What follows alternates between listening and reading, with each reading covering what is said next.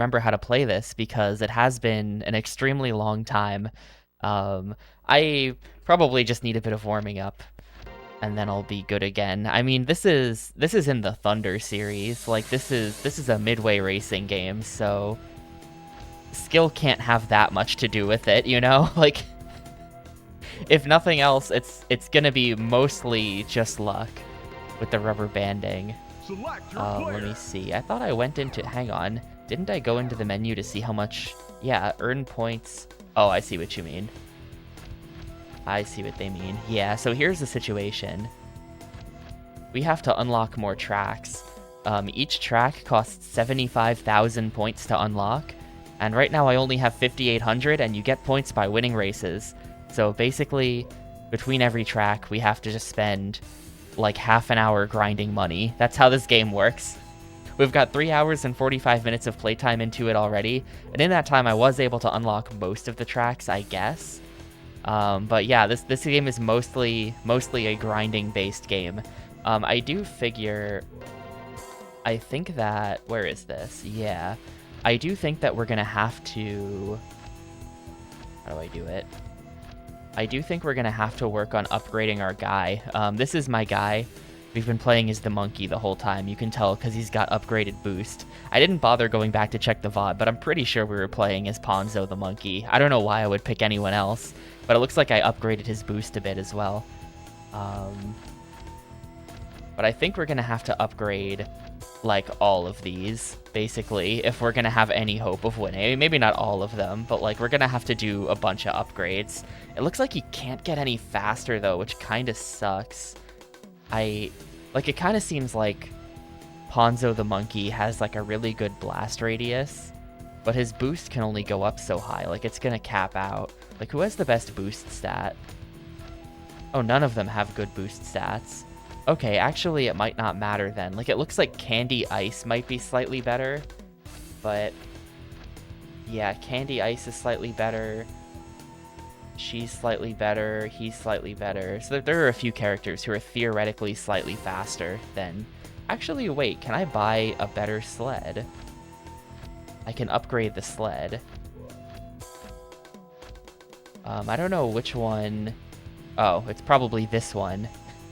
Looks like maybe I did upgrade it a little bit. My top speed is terrible, though. Like, I'm actually gonna dump these points into... Let's go... Oh, wow, that did so little. That did so little to my top speed. Alright, it's gonna be a while before we can get max top speed, but I think getting max top speed is gonna be worth it. Because I do remember, if we actually get into the game here. Select your player. Here's my guy. I do remember... Select your track. Yeah, so we got gold here, 3, 4, 5, 6, 7, 8, 9. But then the 10th level, I couldn't beat this. I think I ground this out for like an hour. I think I was grinding this for a while, trying to get gold on Great Wall of China, and I just could not do it. So hopefully the upgrades will make that possible. But then, whatever this is, this kind of looks like some sort of like Athens, Greece level in the background there. And this one, which appears to be Hometown USA. These are the last 2 levels, so we gotta build up the points for that. But right now, I think I actually just want to jump right into the grind. I don't even think I want to attempt the Great Wall of China. I think we're going straight to the grind. And my recollection was that it does not matter how many, like what stage you're beating. As long as you get first, you get a bunch of points. So I'm pretty sure we were just grinding out the Lost Himalayan City. Lost Himalayan City. I think we were literally just racing in the Lost Himalayan City over and over again. 2, 1.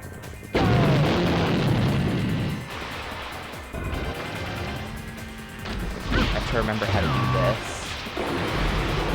But it can't be that complicated. I do remember getting first on this race pretty consistently. Like every once in a while, I think something would happen that would win. But generally speaking, I think it's winnable. Probably wanted to stay up there. Oh wow, this is really loud, isn't it? Hang on. I'm gonna turn that way down.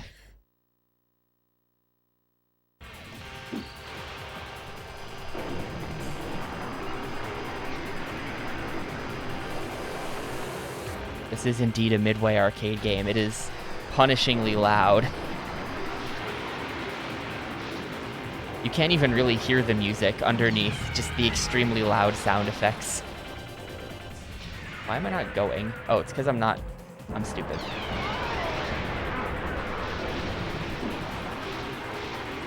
Okay, it seems like if you pick up a turbo, it just uses it immediately. I legitimately don't remember the game mechanics. I'm winning, though.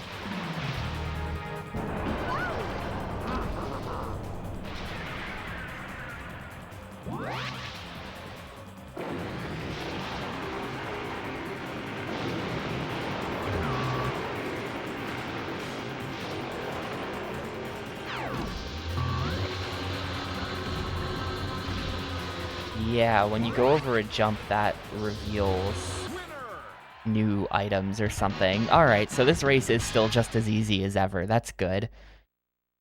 Can still just win this by holding the A button, and that gets me some amount of...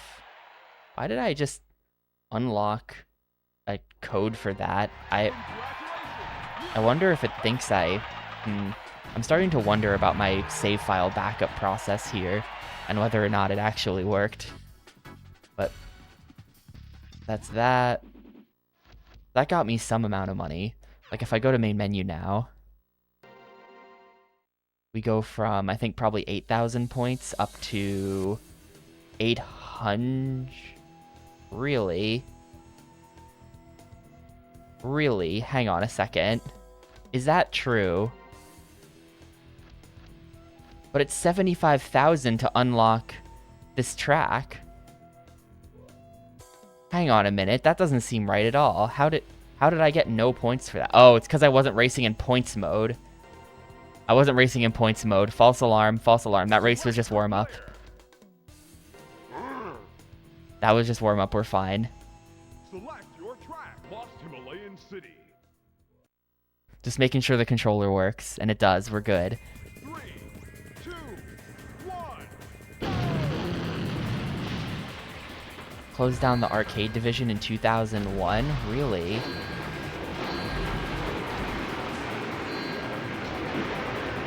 I guess I didn't really know that.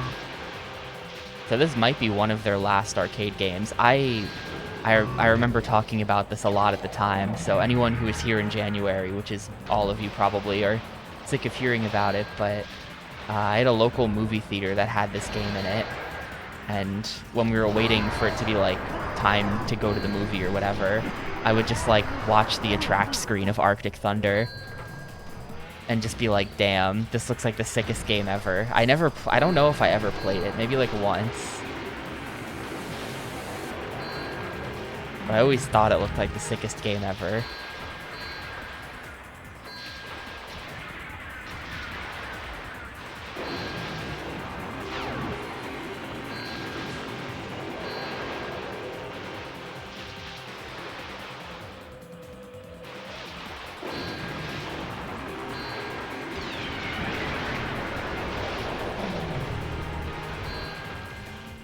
You know, I bet it's points. I bet it's those points, like how I'm getting points for doing things. These are what's going to convert into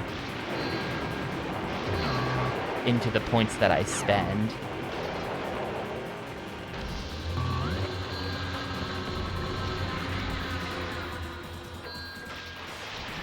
Wow, I got completely sniped at the end. Cool. But actually, that's a lot better. I think we're going to spend a couple races just like maxing out my guy, right? Because we're going to, for that amount of money, like we probably just got, I don't know, 5,000 points off that race, something like that. Yeah, that was 6K. I didn't even win, it was 6K. So we're going to be able to max out our guy without that much effort. Like there's max acceleration. Top speed is going to take a little longer, but still, it's only going to be a few races. Oh, wrong mode. And then we'll be hopefully set up for the win on the last 3 levels. Favorite holiday activity, any holiday? I mean,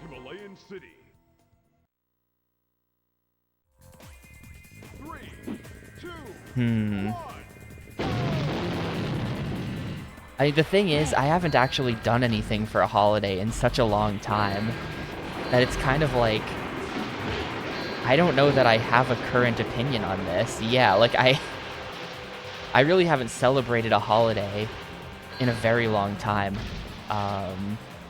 You know, when I was a kid, we used to go to my cousins up in Connecticut for like all major holidays. I always loved that. But I don't know. I think that today, like if you were to ask me today, like right now, what you have, like if you were gonna do any holiday celebration right now, which one would it be? I think the answer is that I could really fuck with like a 4th of July barbecue right now. I feel like that's where I'm at in life. And you can do barbecues on a lot of holidays. That's a very sort of multi-holiday thing. But yeah,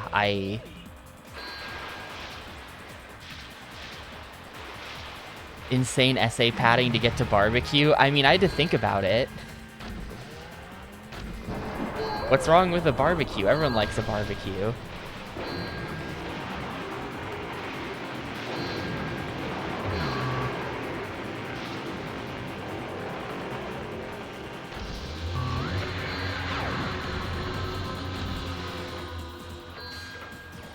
Please don't pass me. Thank you.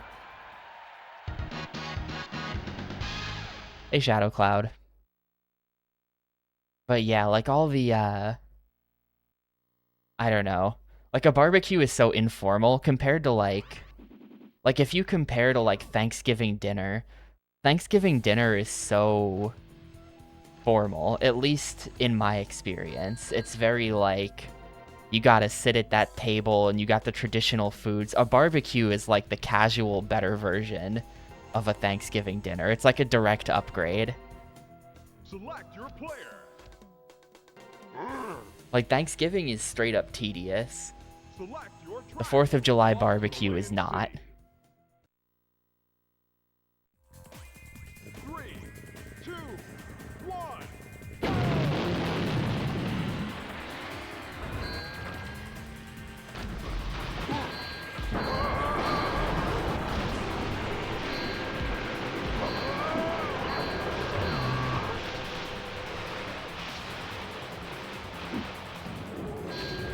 And like Christmas stuff, I don't really feel a strong affinity towards like all of the traditional things you do around Christmas time. I guys don't care that much one way or another. Wow, they literally all had shields. Cool.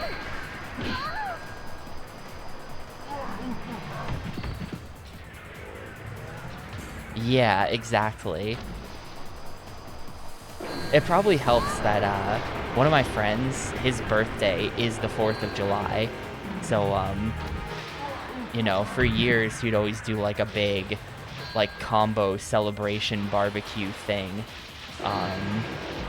And they knew how to do a solid barbecue. And those are like all of the 4th of July barbecues I've ever been involved in.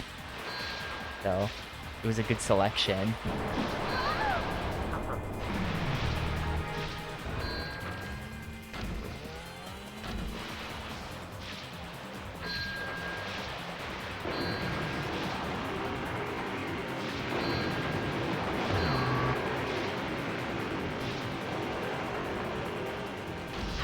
Today's holiday, and for those who don't know, well, probably everyone knows, but today's holiday and the reason I'm off work is Juneteenth, which I don't really know that that's like a, I mean, like I don't really know what to do for that. It's just kind of a day off. 4th, I got killed like right before the ending.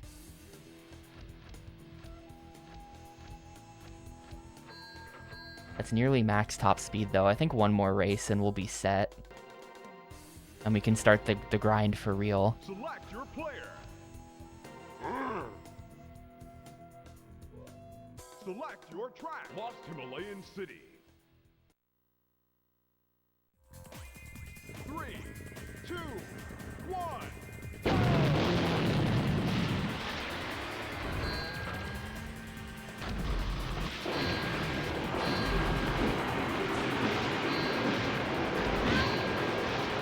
Oh, does it do something? I'll try it.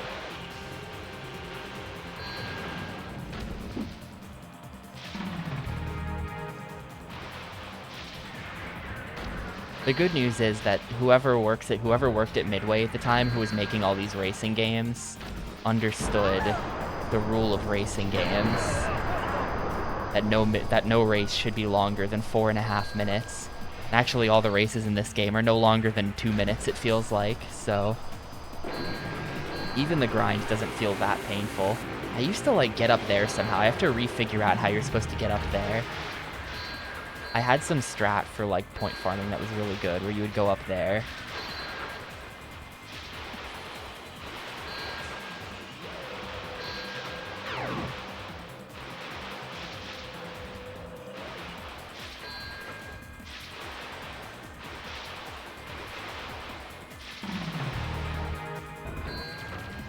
I mean, I know it sounds overly specific, but really no racing game should have races longer than 4.5 minutes unless it's like a novelty thing.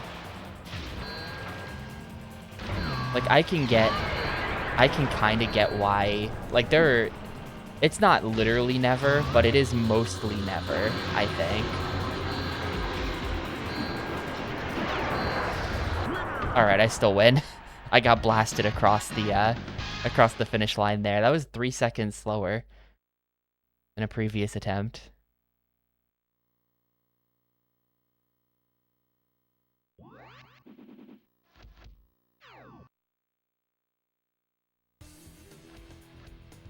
This should be max speed and max handling. So now the bike is maxed out.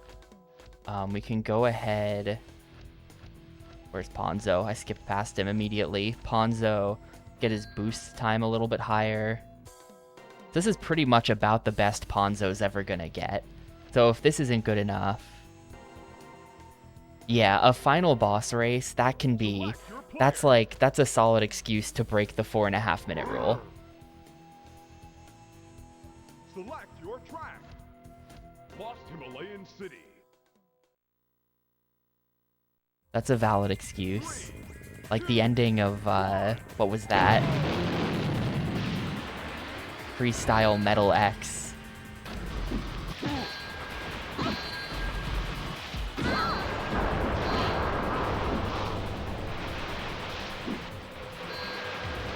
Wow, I could not see a thing that entire time.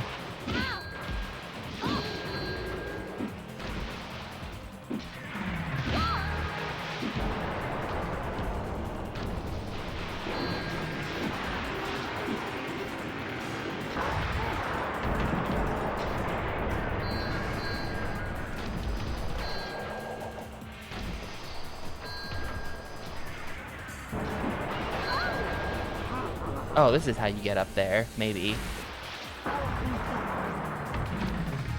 That was just my camera clipping into the wall. I was inbound still, I'm pretty sure.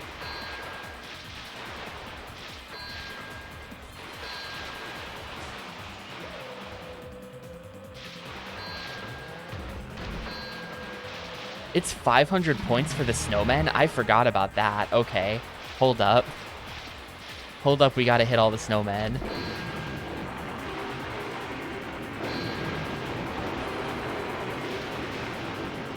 I am so far ahead. How did this happen?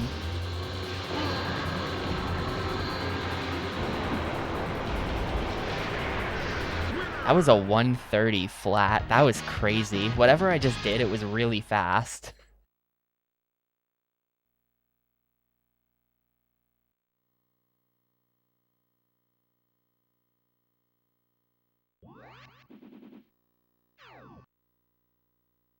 Three, two, one.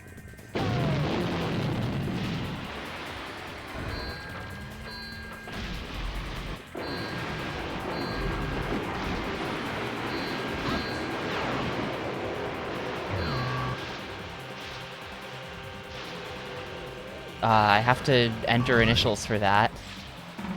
You kind of have to, like, actually do something correct. I don't really understand. This is something that I haven't understood about the game the whole time we've been playing it. Like, if you'll see when we finish this, but my scores are actually, like, bad.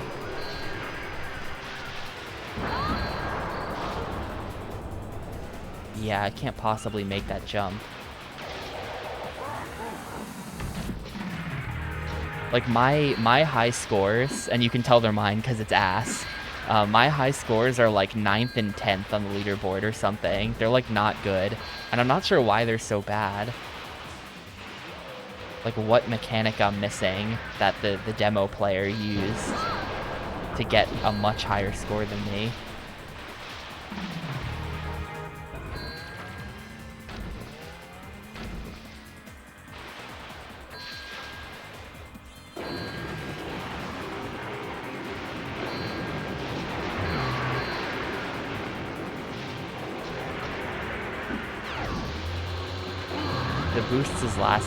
The boosts are lasting so long now. It's actually crazy. I think that having maxed out everything is good. That was 9,300. So like that was 9,300, but look at the high scoreboard that's going to come up here. My highest score ever was 11.4. Meanwhile, and this is level 1, the actual top score is Will with 24,000. Like how? How did Will do that? Genuinely, how? What does he know that I don't about this game? 3, 2, 1.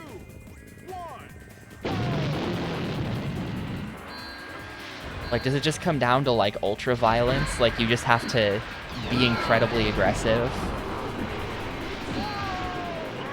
And just constantly beating people up? Because you get points for that.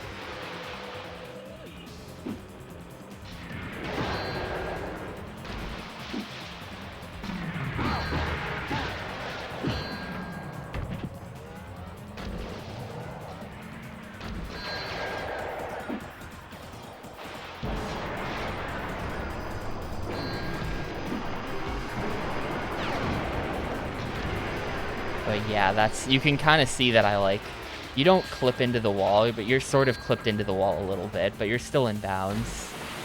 You're still mostly in bounds. Yeah, maybe there is a secret do a trick button. I think we might have checked the manual back then and didn't find anything like that. But at this point, it's been a really long time, so I don't remember.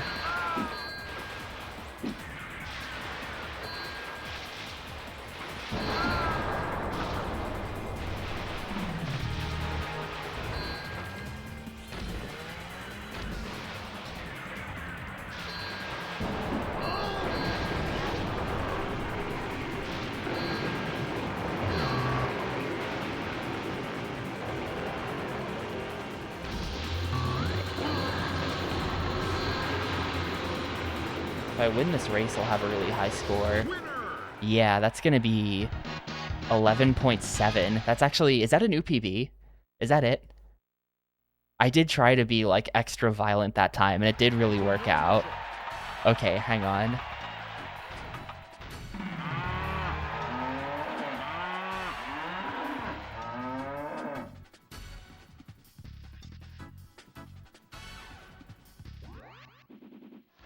Nice.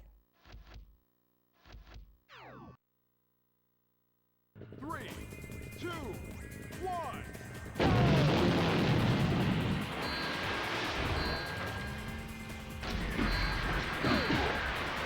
Like, maybe you literally just stay in the back and just spam missiles. Like, look at that. Look at that. There's a secret that if you... Oh. Oh. Oh, no. Well, I kind of feel like I should be doing that then. Because that... I mean, that could save me a ton of time on the grind. I mean, at this point, we're most of the way done with the grind, unfortunately. I've already spent hours grinding in this playthrough. So, like... Oops. Maybe that would have been good to know from the start. But... Yeah, okay.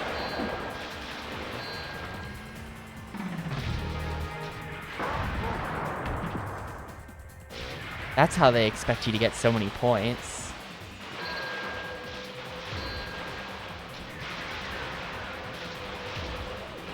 There's like ice here or something where you just lose control.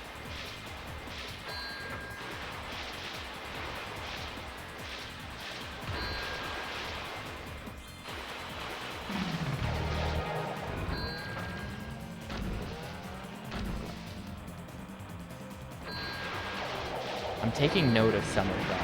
We're gonna try to get the bonus, I think.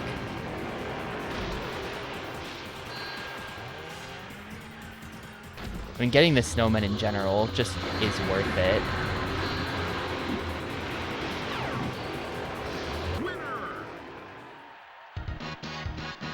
Because, like, imagine if I was getting... That would be, like... That would just over double my points per hour. That would be really good. Where are we at on points now? 39.8. Let's go ahead and max out. Let's go ahead and max this. Can I increase my shield to max as well? That seems like that could be really good. I'm not sure that I care about everything else. I mean, you're probably right. I believe you. Some guy on GameFAQs is probably right.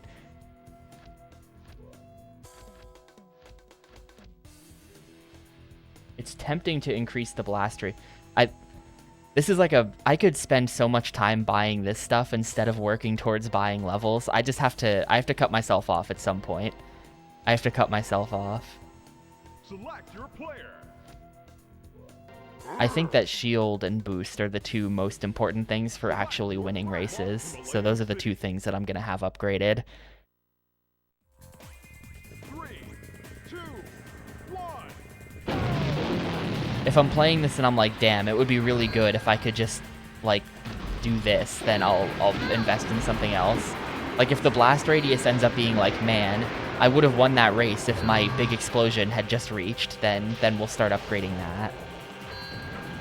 Okay, that snowman's all the way on the right, so I already missed one.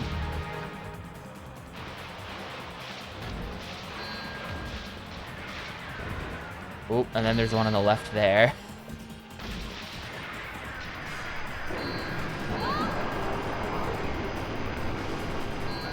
I think if you stay up here, there's one. No, there's not one. Never mind. I think there's one up there somewhere, maybe. There's one, like, on our right here, I want to say. No. Never mind.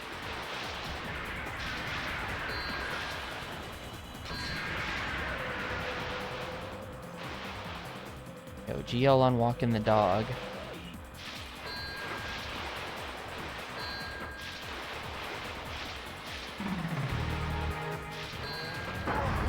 What even hit me? Oh, there was a guy.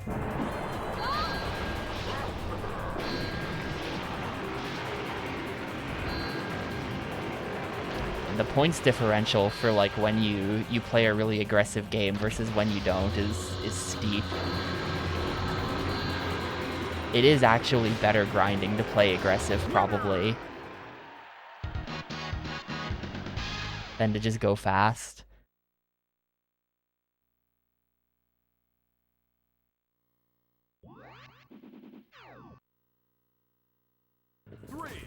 So we're saying there's one on the right, kind of towards the start of this.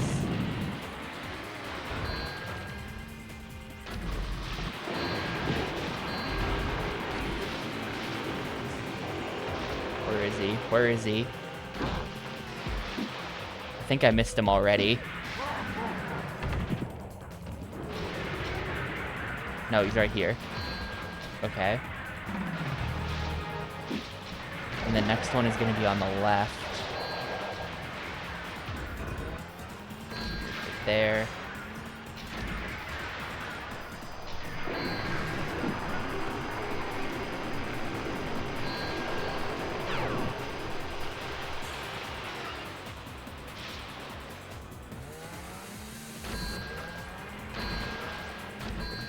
Oh man, that is a crazy set of items that they just hand you if you go up that way.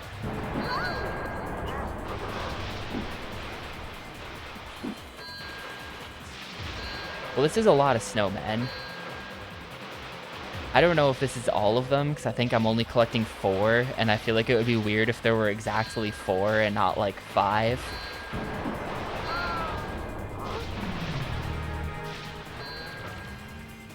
I feel like in that area before the, oh wait, there was one right there, shoot, that would have been the 5th.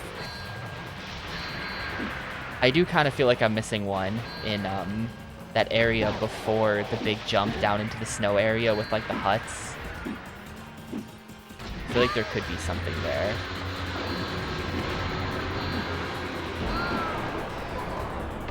Don't pass me, cool. 144, that's so slow. 8,000, wait, 8,000 points earned for what? How did, wait. Was that actually, what did I just get? No, I just got 8,000, like, period. Okay. 3, 2, 1.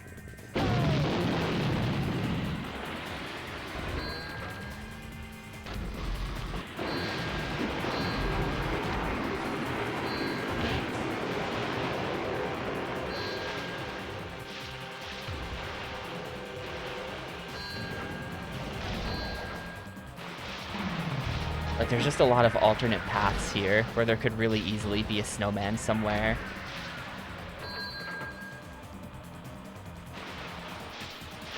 Also, I think there was one of the upper path that I've missed now, right? That's already rip.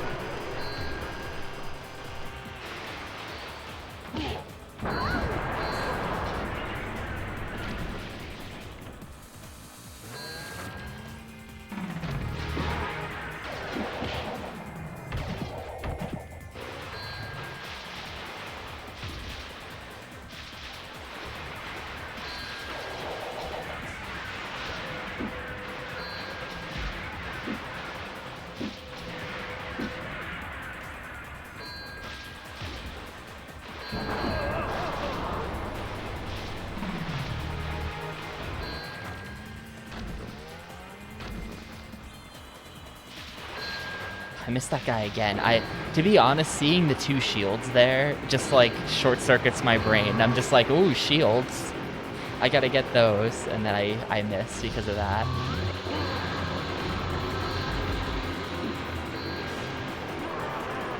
Winner!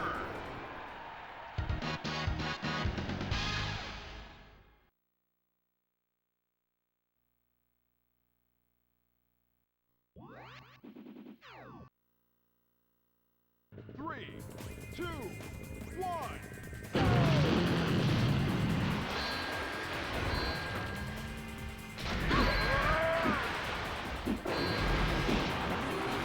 Yo, Giga, thank you for the 52 months. Damn. The torpedoes. I appreciate it a bunch. Damn, the torpedoes is good. I stand by the best boat in the game.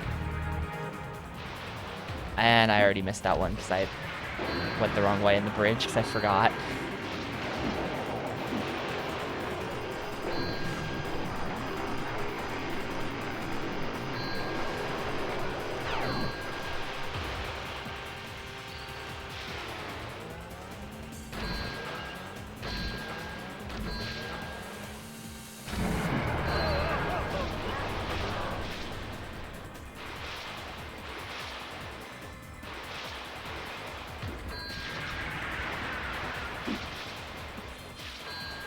Where did that guy go? Oh, hang on. He was in front of me and he was going crazy and now he's gone. Okay, we're swinging super wide here so I can get this one. Like all the way over here type of wide.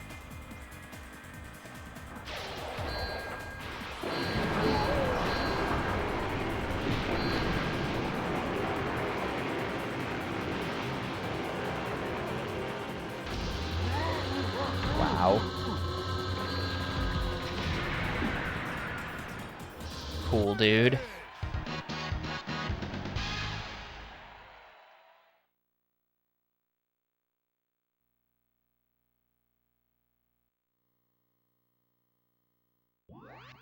Alright, where are we at? We're probably around like 50-ish.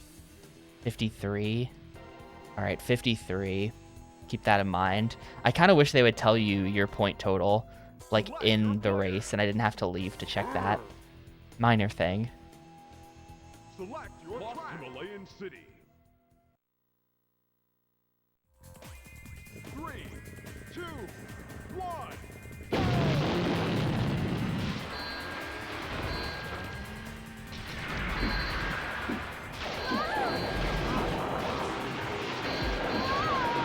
Yeah, if you just let a bunch of people be ahead of you at the start, you can get a lot of points right at the start just farming them off of people like that. Okay, it's hard to like see where to go on the bridge. It's there, then there, then there. Hug the left wall.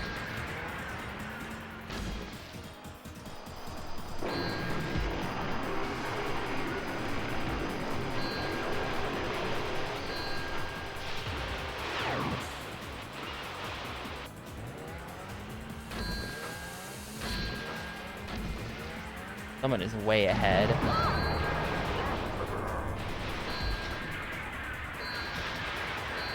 Ooh. Those were all hits, apparently.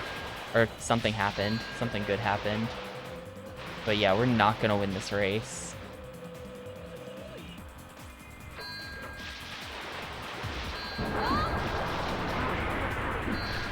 Okay, never mind. Maybe I am gonna win this race. Now we just hug the left side.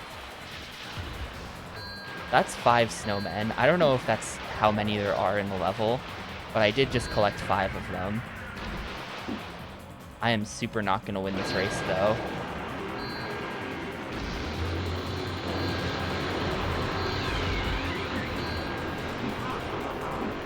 That kind of sucks. That someone just decided to be insane. Someone just decided to be insane, and either there's a 6th snowman or collecting all of the snowmen did nothing for me there. So, or you have to collect all the snowman and win. What was that? That was like 9,700, so we're at like 60k right now. And yes, I have played Hydro Thunder a couple times. I played through all of Hydro Thunder for GameCube thing, and I played it with the N64 Mania crew a while back as well. So I've played through all of Hydro Thunder twice. Hydro Thunder's good. I definitely feel like the Thunder games... Oh, I completely just didn't even try with that one. I do feel like the Thunder games are the best Midway racing games. Like, somehow Midway in the 90s were making so many racing games. They had the Rush games. They had the Thunder games. They had California Speed. They had the Cruisin' series. They made like 10 racing games in 5 years. They had so many teams working on racing games for some reason. I think that Thunder is the best out of all of them, actually.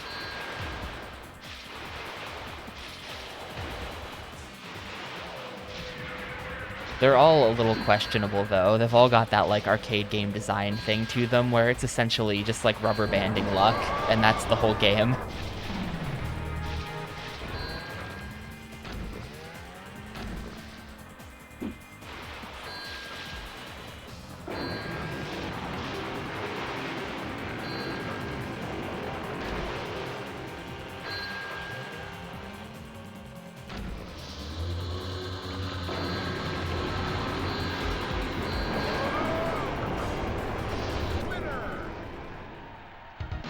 Man, how did I get 130 flat that one time?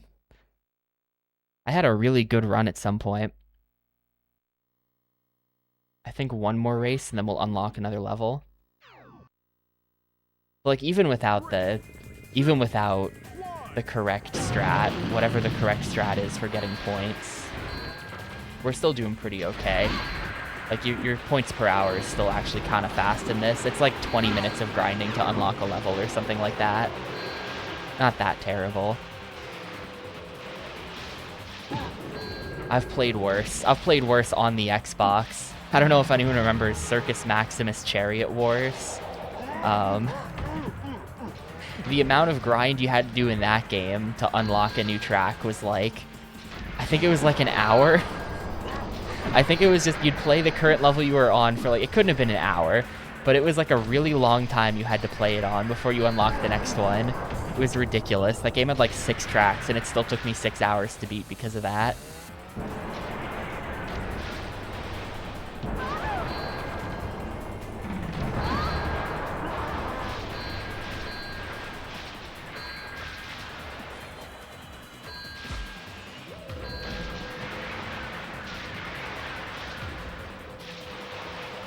And being on this side of that is actually so bad because of the ice.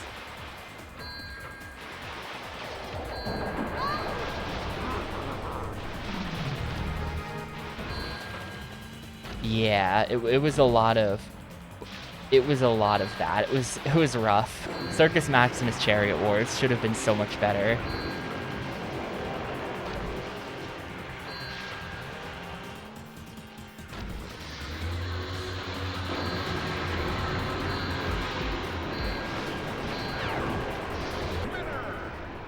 All right, I think we're good to unlock a stage here. Probably.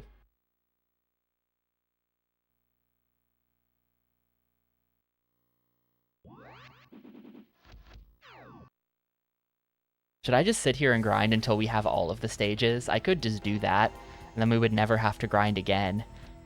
I could just hang out and grind for another like 20 minutes or so.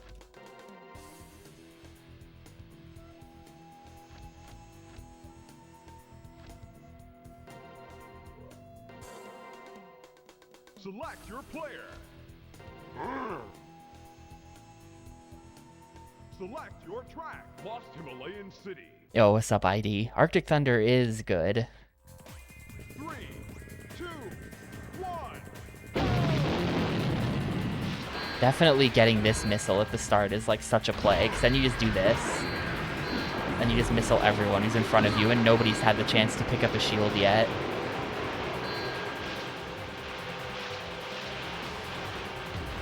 Copying about 200 of them? Oh man, let me know how that goes. I really do, that is really interesting.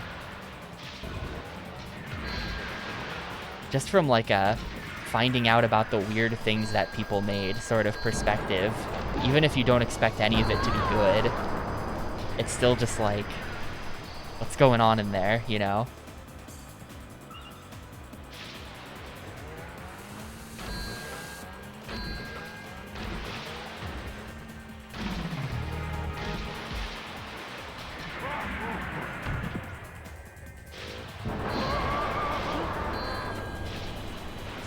Yeah, a lot of the games do kind of look like what we would today call a Unity asset flip. There's a lot of asset flip looking games in there where it's just like, I don't know if assets existed to be flipped at the time, but like, these don't look like real games.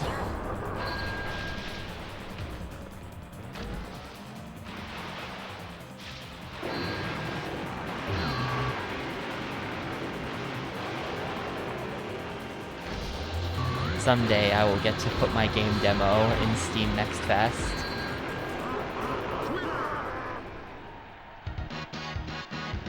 I really do have to get back to it soon.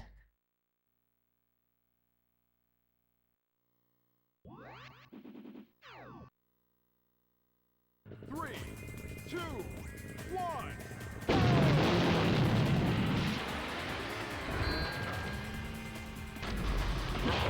You get golds by winning. It's literally, I'm just trying to win a race on all 12 stages. The challenge is that you don't start with most of the stages unlocked, and so you have to unlock them by grinding for money, which is stupid.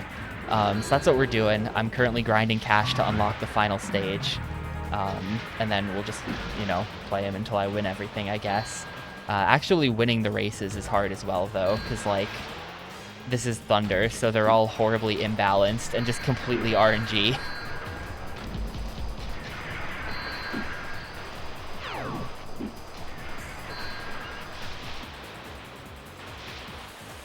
I do have a max upgraded Ponzo.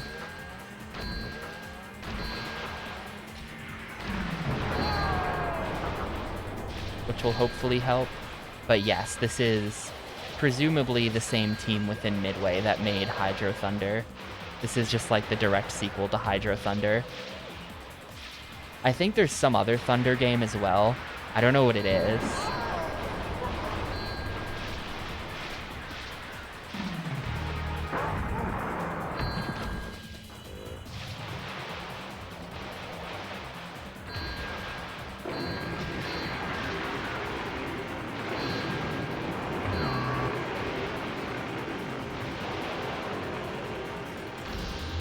Four-wheel thunder.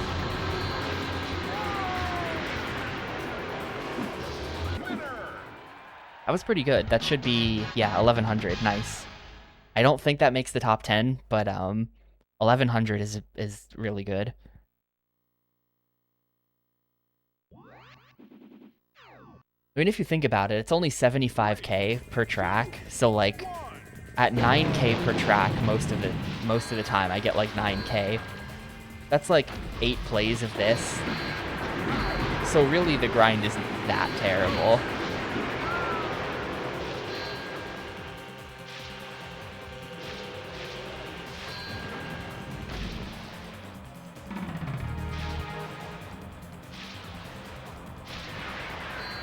RCT is back on the menu, Hahumi. I streamed it on Wednesday this week.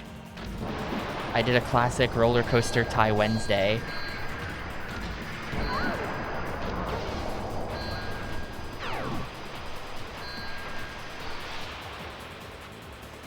My Xbox does have a number of problems. I'm like very strongly considering just like sending the Xbox to get HDMI modded, to be honest with you.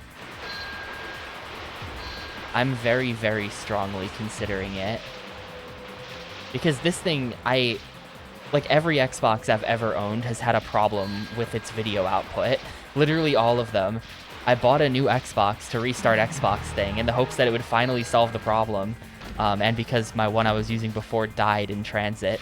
And this one also has video out problems, so like I had to reboot the console a couple times to get it to where you can see what's happening in the game and it's like not flickering.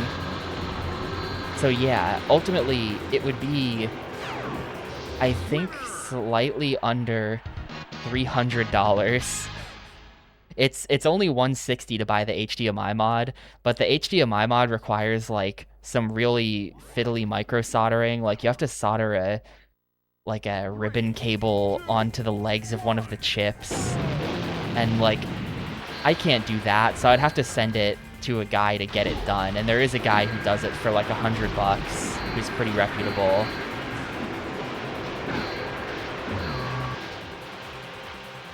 So it's like, okay. But then at that point, and then you like add the shipping as well, and it's like, yeah, I'd be paying like $300 for this. So I don't know. But HDMI, the thing about the HDMI mod as well, like what I was using before was essentially just a best case scenario upscaler. Like it was still just taking analog component video and then converting it to HDMI. So at the end of the day, there was still like noise, and it still didn't look that great. It looked pretty good, but it still didn't look perfect compared to like GameCube, which looked perfect. You know, with the HDMI mod, GameCube games will actually look, or Xbox games will actually look as perfect as they could possibly look. They will look, you know, pixel perfect. So, and at that point, then I'll have a perfect Xbox as well, you know, where it's like, there are no problems with this console. And that sounds appealing to me, to have a perfect Xbox after years of struggling with fucked up Xboxes. So I might do it. I might do it. And like I do plan to play hundreds of Xbox games. It's not like it'll sit in my closet unused after this. And like the video quality is important because I do plan on streaming those hundreds of Xbox games. So like, I don't know. I think I may do it, but yeah, once I've got it fully working, I'm gonna have to like lock it down. Climate controlled, 24-hour security. No. A number of people have asked about Daisen Ryaku 7. No. I don't have a reason for not bringing it back if I'm bringing this back, but I'm simply not bringing Daisen Ryaku 7 back.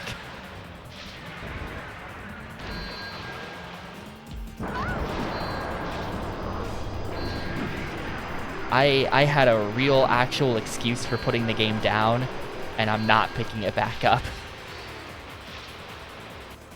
Like, this game had been weighing on me a bit, where it was like, when I come back to Xbox thing, I gotta properly beat Arctic Thunder. I haven't thought for a second about Daisen Ryaku. It hasn't weighed on my mind at all. I feel no guilt.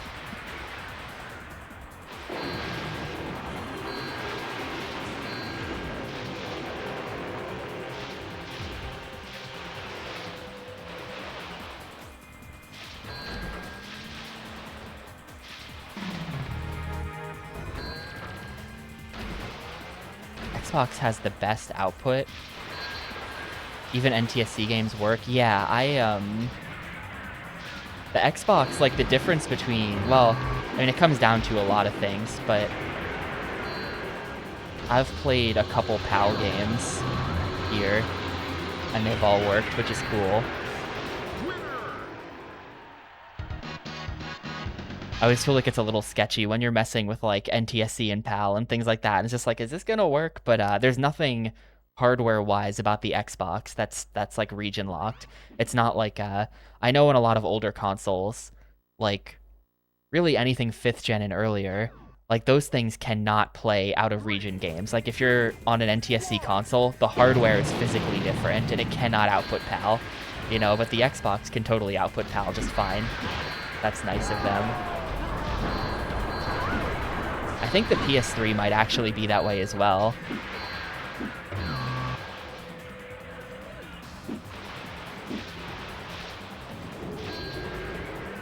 I think even if you soft mod your PS3, you like can't get it to output PAL over composite if it's an NTSC console.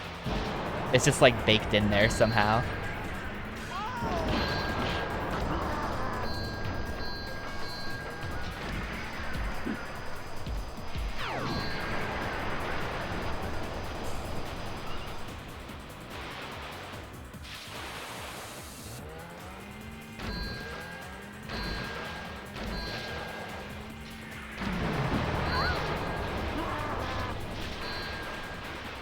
I've got a pretty good head start on PS2 thing now that I've played.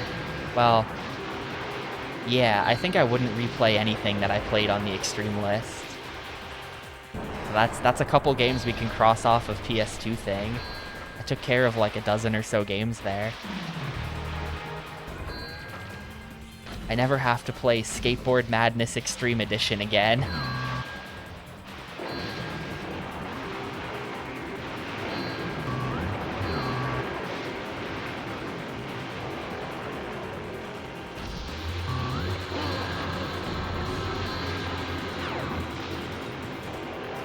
Wow, that's interesting. Yeah, there is, right? It's that one with like a dragon on the box art. I don't remember the name of that game. Oh shit, this is actually a high score. Nice. I was not paying attention. We should be close to 75k at this point. What have I got?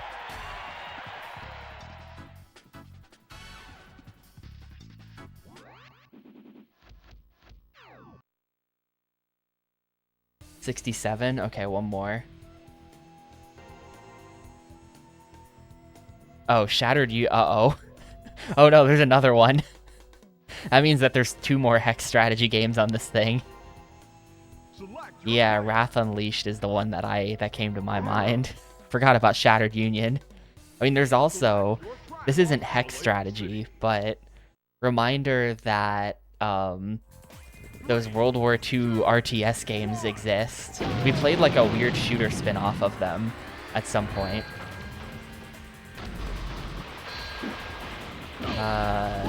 Blanking on the name of that thing.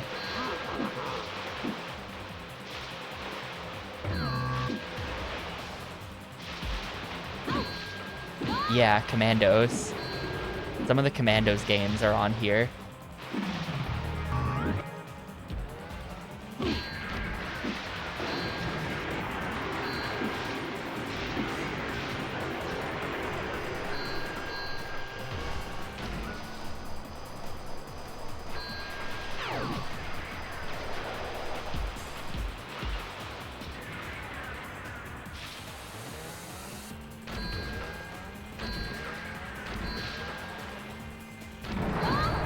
squad-based rather than RT. I don't know what it is. I know that you've got units and it's a weird top-down thing.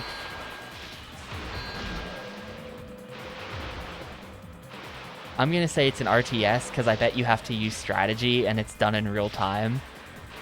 But don't come at me, RTS fans, if it's not one.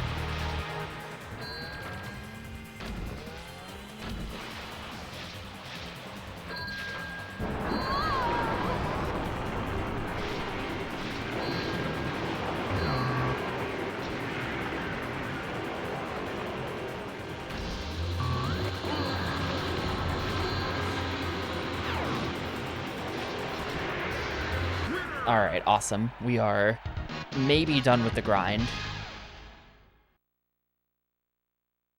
I might grind some more to max out my item usage stats or whatever. Like, make my weapons as strong as they can be, but hopefully I don't have to do that. Let's see, what am I doing? You're unlocking final track.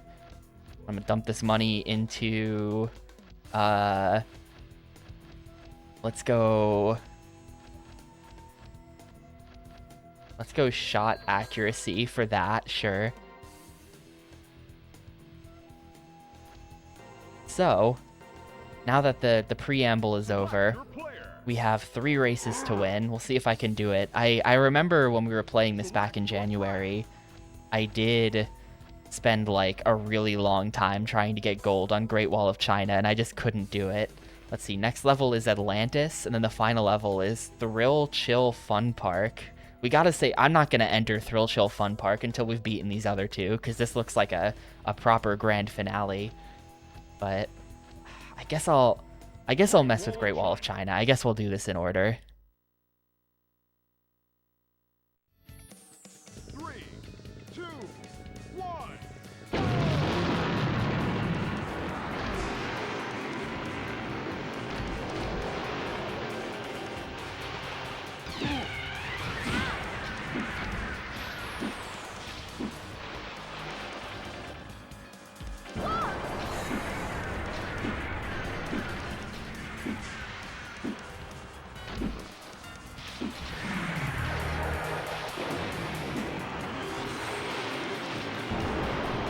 Thought you could drive there for some reason.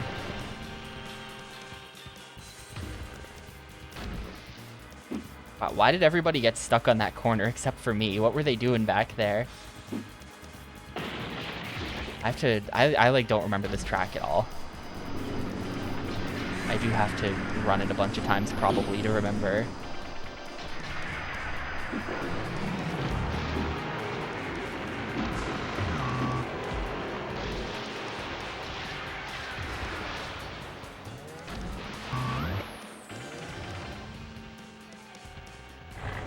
I'm in 4th right now. That's pretty bad.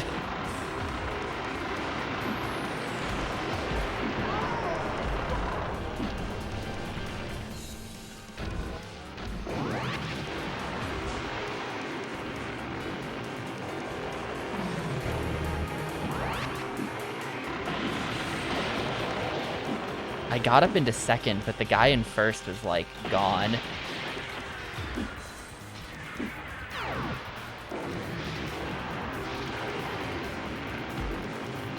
The guy in 1st is all the way up there, so 2nd though, 2nd on the 1st try, maybe. This is the new Xbox. So here, the situation is that I'm pretty sure the horrible noise was somehow caused by the HDMI dongle thingy. Unfortunately, the HDMI dongle thingy does not work on this Xbox. This is the new one that I got. It has the same problem as the last time I tried to buy a new Xbox to fix all my problems, which is weak power to the video out, and so it can't power the dongle, so I can't get HDMI out, which means I can't get 480p out of this thing. That's another reason why I kind of want to mod it. So right now we're playing in 480i, which sucks. But there's no conversion process of any kind going on here. These are just ultra cheapo $5 component cables that I bought on eBay ages ago, plugged into the back of the Xbox. So I'm pretty sure it won't make a horrible noise.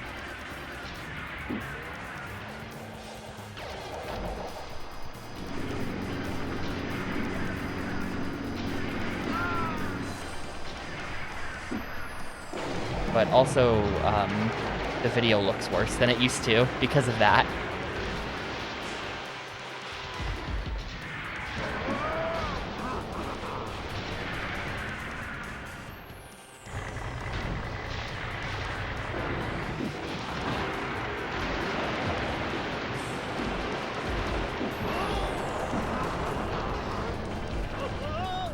Video looks soul. The video does not look soul. The video looks like crap.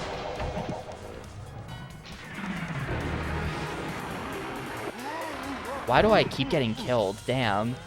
Cannot catch a break, and then it sticks me into a wall there. So unhelpful.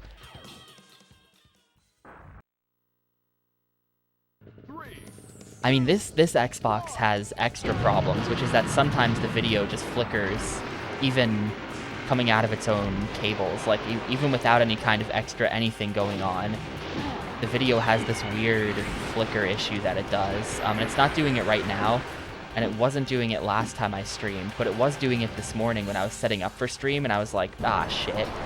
Is this gonna be a problem? And then somehow I got it to stop. But, basically, things are not good in the world of Xbox, and I really kind of just want to get that thing HDMI modded and then never have to worry about it again.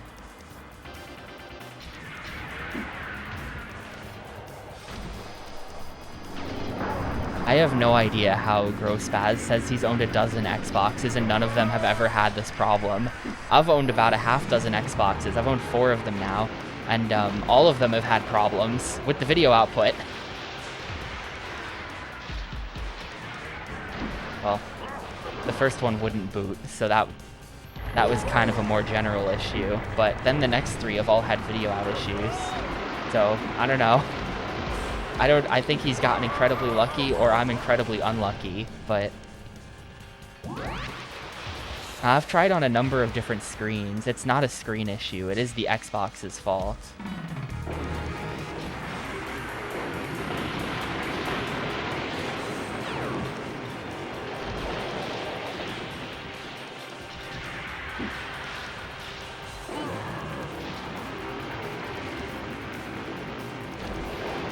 Man, they're just so far ahead. Like, how?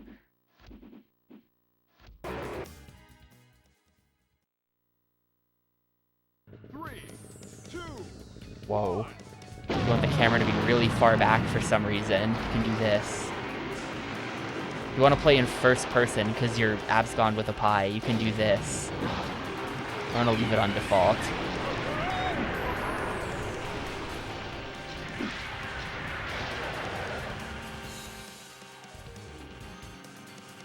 How does everyone end up down so much faster than me? That's the first mystery I kind of want to solve. How come I get so much airtime? I feel like airtime is slow.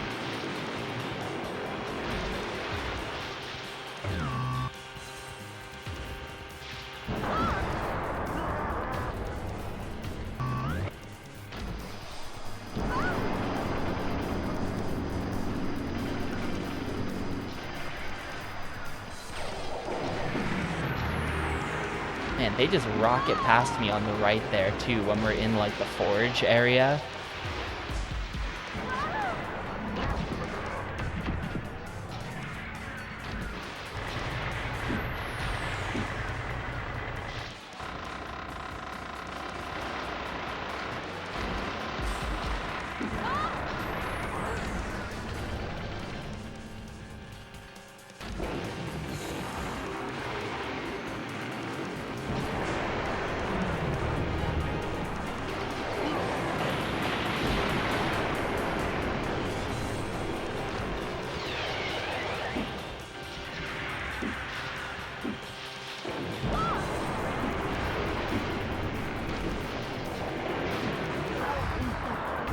Man, I mean, there was some guy who was ahead of all of us anyway, I think. I think I was fighting for second there with the guys that were around me.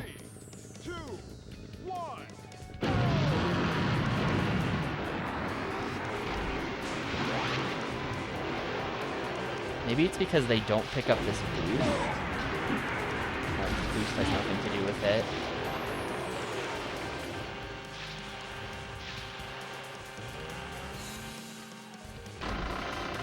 Maybe I want to do this.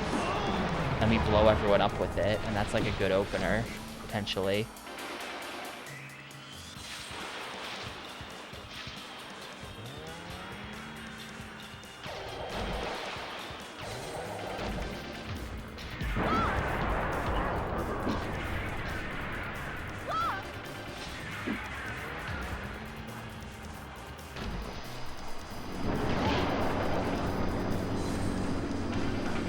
Okay, if we go...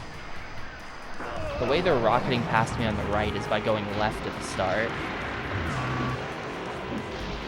And then it kind of crosses over. I see how that works.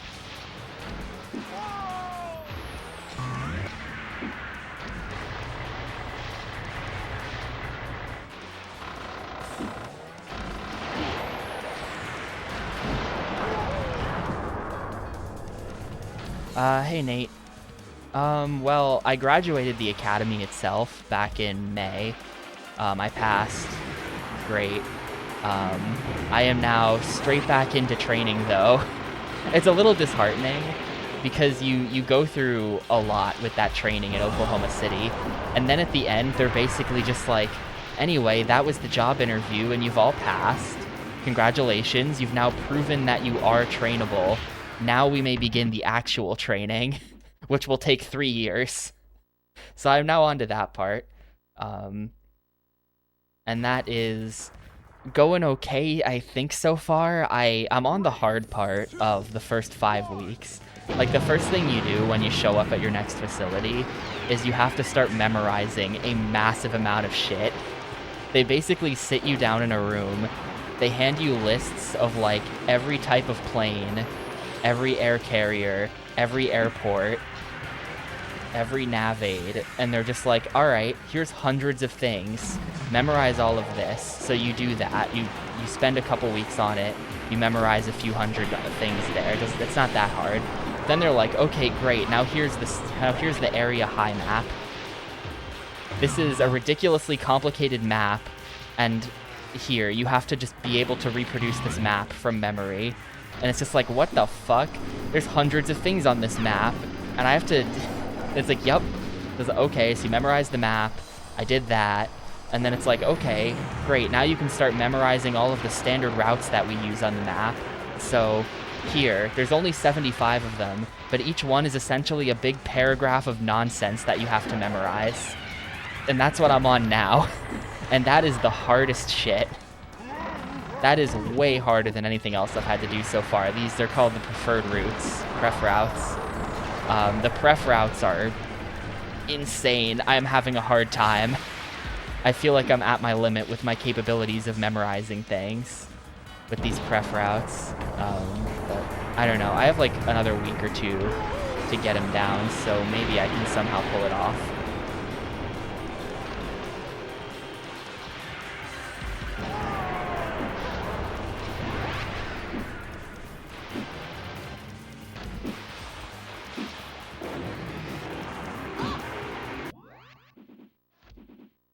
And it was always paid. Even in Oklahoma City, they were paying me there. Not that much. There's a big raise when you pass. But even still, they're not paying me that much yet.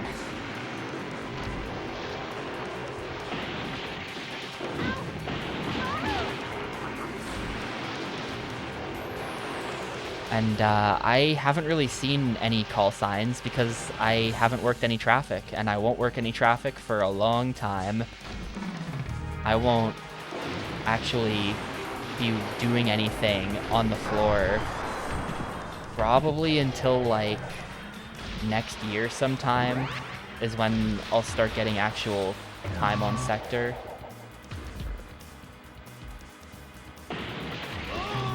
Apparently the president did fly through our airspace the other day. I was talking to some of the other guys, and they were like, yeah, you know, we weren't allowed onto the floor as trainees because, you know, they were controlling Air Force One down there, and they don't want any extra people in there while they're doing that. Like, they're not allowed to have anyone who isn't absolutely important on the floor when Air Force One is in the area.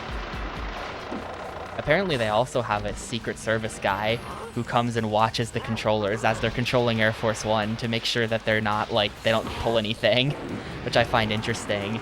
There's a dude in the Secret Service whose job is to just go to centers and just watch the controllers to make sure nothing happens. Interesting job that guy has.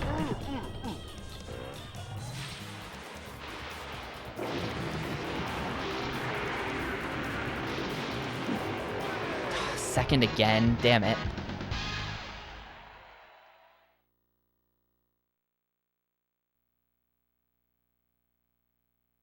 Congratulations! You have a top time!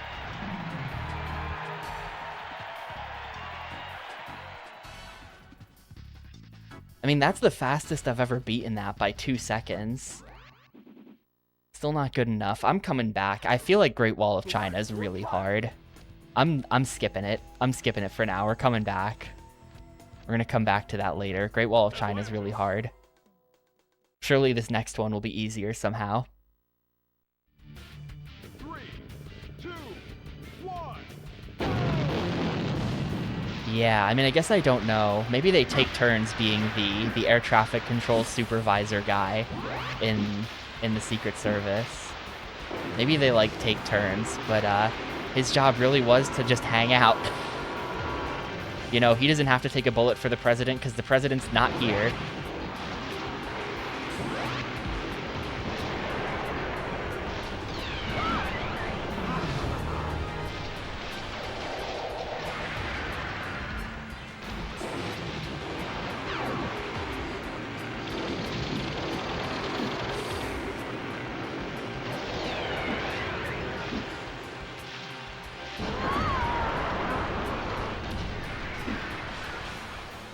This is sick.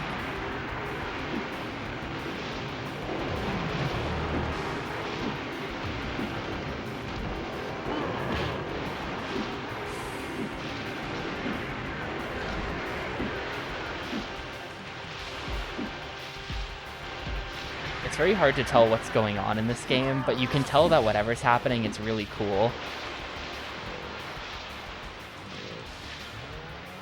Controls were all messed up in there for some reason. Now that guy's just ahead of me.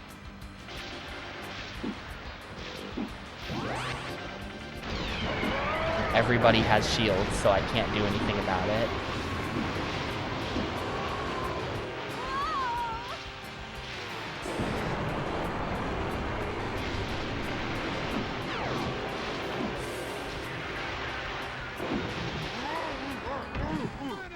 Wow.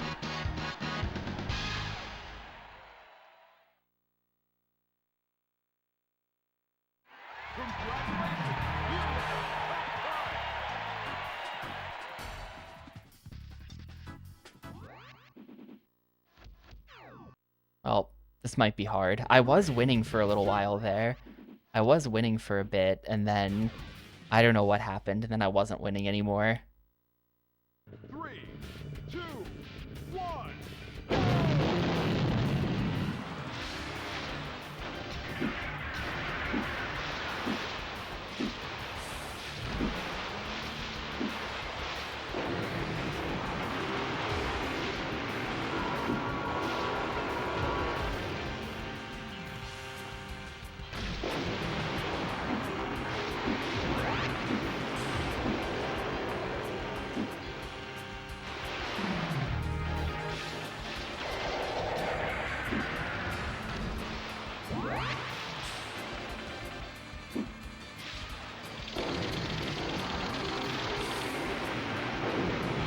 There's a lot of boosts in this level, though. Like, maybe if you just chain the boosts, that's what you gotta do.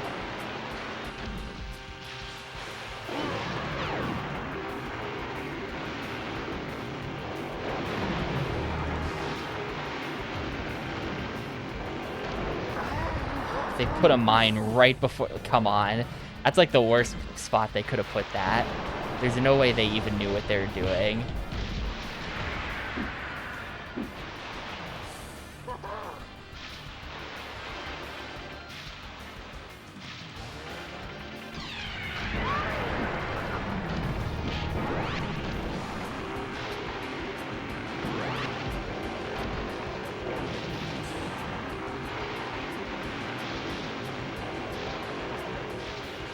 Yeah, this is your classic first place is just gone moment.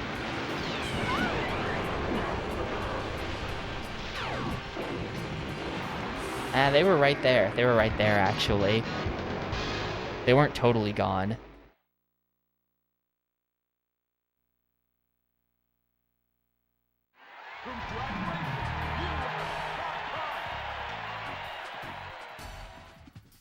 I feel like this feels more winnable than Great Wall did. I have to win Great Wall eventually, but this feels a bit more winnable, maybe.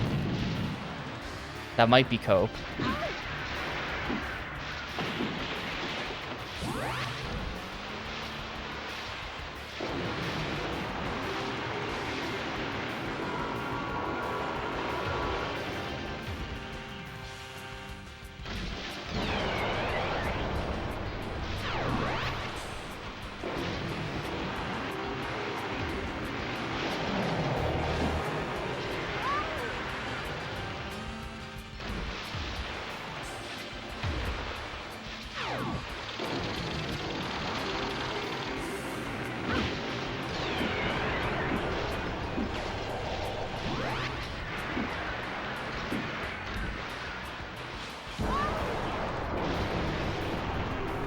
I am in first right now.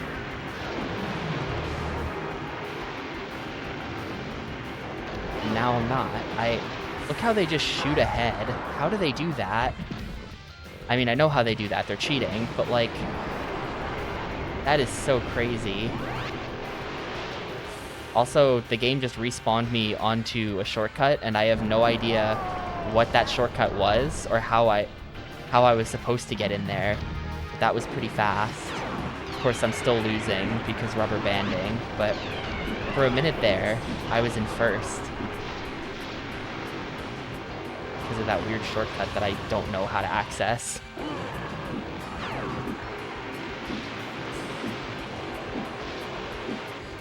Yeah, and then look, like the dude who's in first just gets to pass me. Like, what the hell?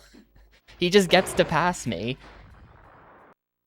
Like, I was boosting and he didn't even care. I wonder if there's something I can buy in the shop that I didn't notice that could make me go even faster.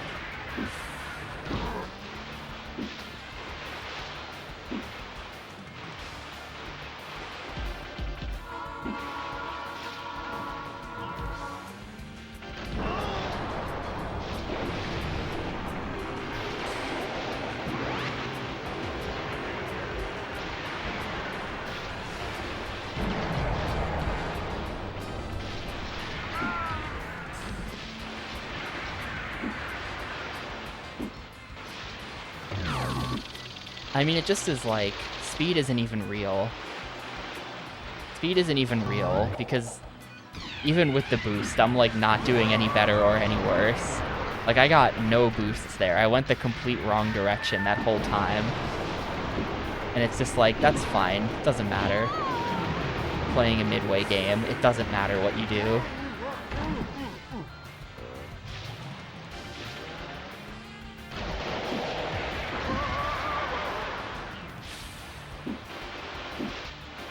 Player input has never mattered less in a racing game.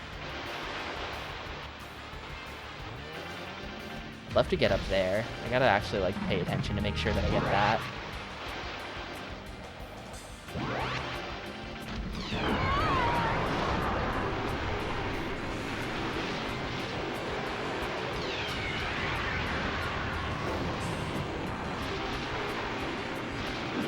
They do the same thing every time.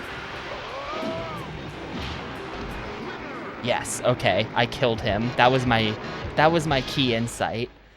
I was 3 seconds slower that time and I won. Like, it just doesn't mean anything, but that my key insight there is to just kill the guy as he's passing you at the end.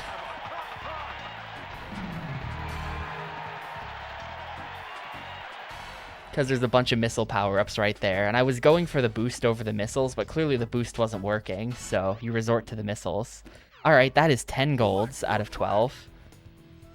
I know I said I was going to do the last one last, but I think we're actually doing China last. I'm changing my mind. Yo, what's up under the skin? Thrill Chill Fun Park and Great Wall of China are the last two. I think we're just gonna do Thrill Chill Fun Park. I don't want to. I want to put the Great Wall off as long as possible. It's impossible.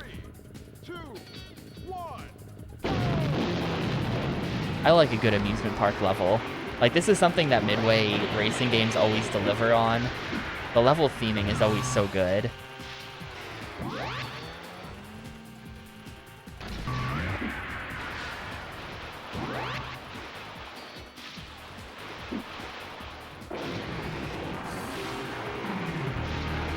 I'm going in the shark.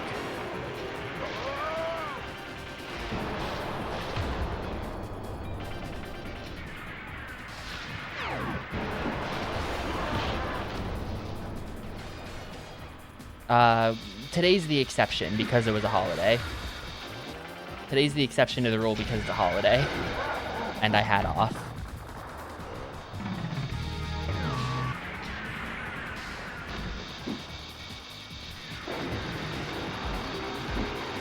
Sorry, fam.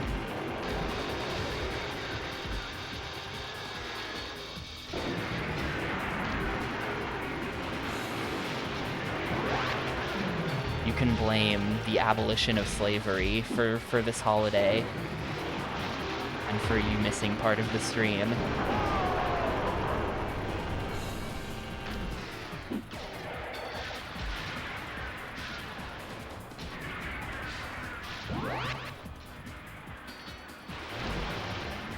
What happened there? I like clipped through the ramp instead of going over it. That was fourth. That was awful.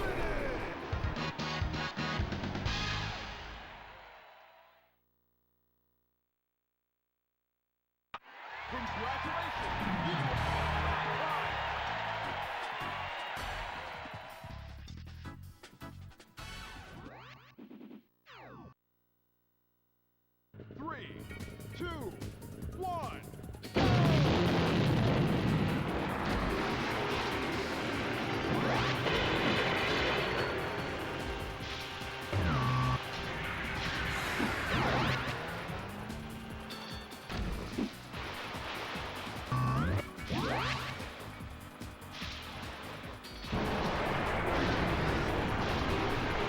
I'm not really convinced that the shark was a shortcut.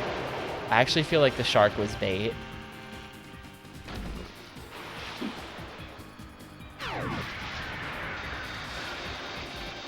That also felt like not a shortcut, that little side path.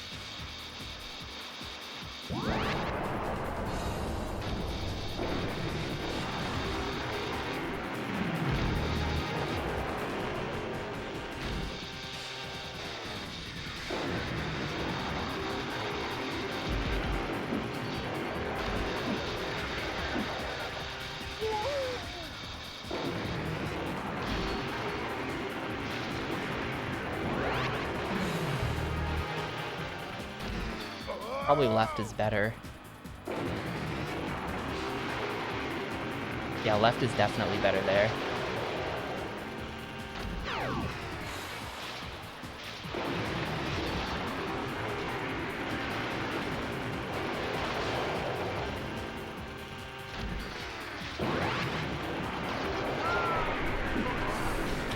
Third, man.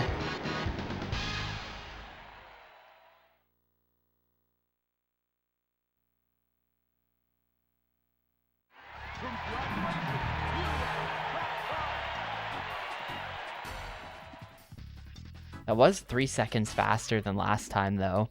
Not that it seems to matter at all. 3, 2, 1.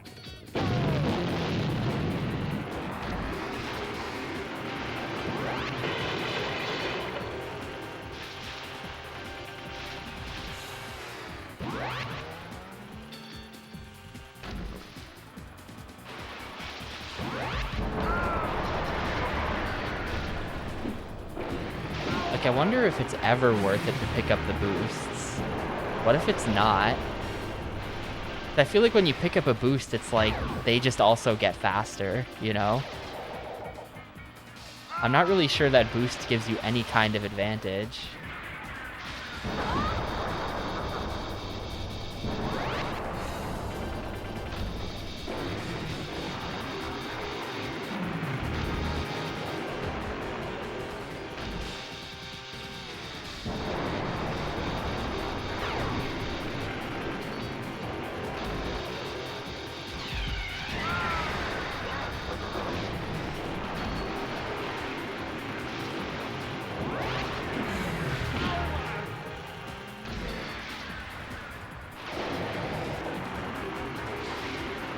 Oh man, there's a super attack over here.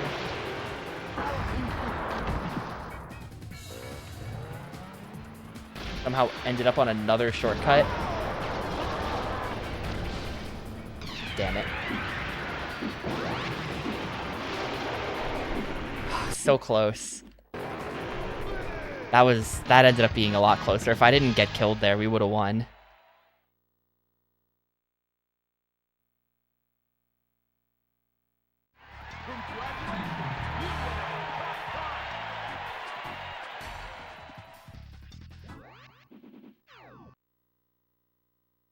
Three, two, one.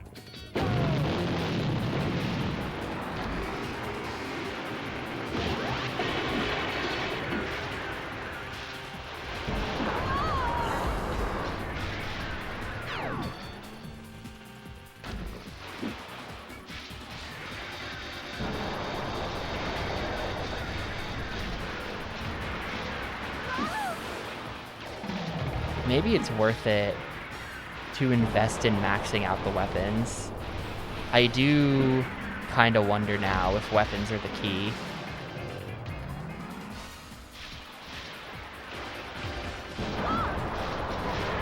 Because, like, if boosting isn't it, and I was able to win in Atlantis specifically because my weapons worked at the right time, maybe I want to max out the weapons. And then that'll somehow just work out for me.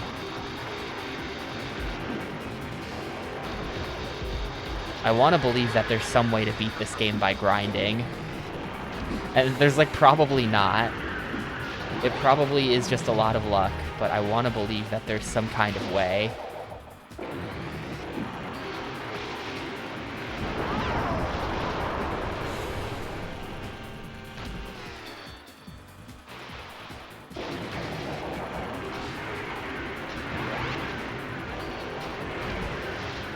Yeah, that,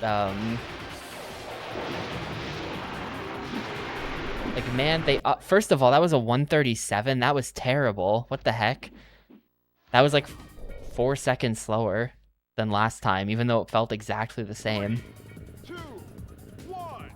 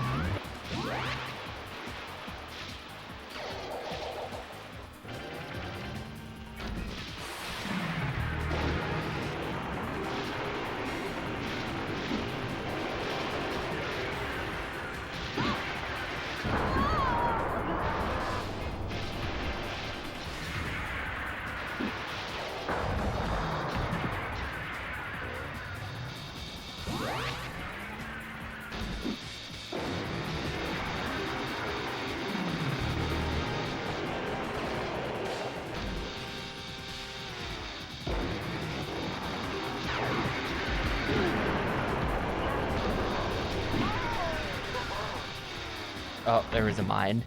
I mean, someone's, like, way up there. This is probably already lost.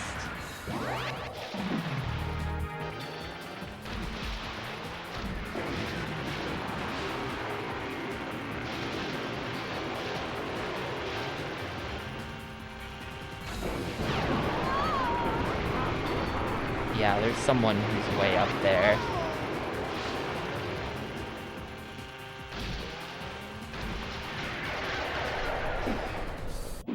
I even got past right at the end. That was another, like, 133, though, I think. That was another good time. I think I might, if this is the last attempt, and then I'm gonna back out and grind some more. I'll do, like, 3 runs of level 1 to get some money, and then dump it all into, like, I don't know, max missile, maybe? I feel like that's the most common weapon.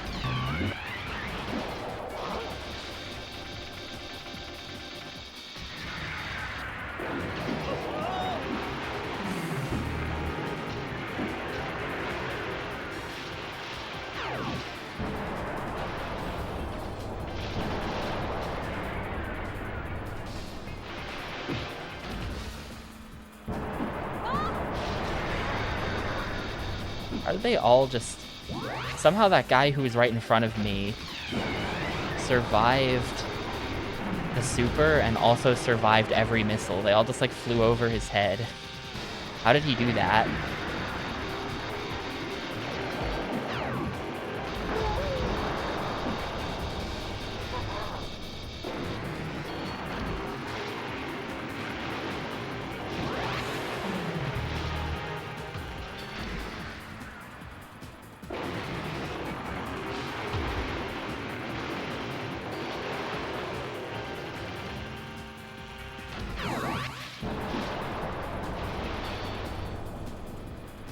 Yeah, you can see everyone who's ahead of me is just way ahead of me.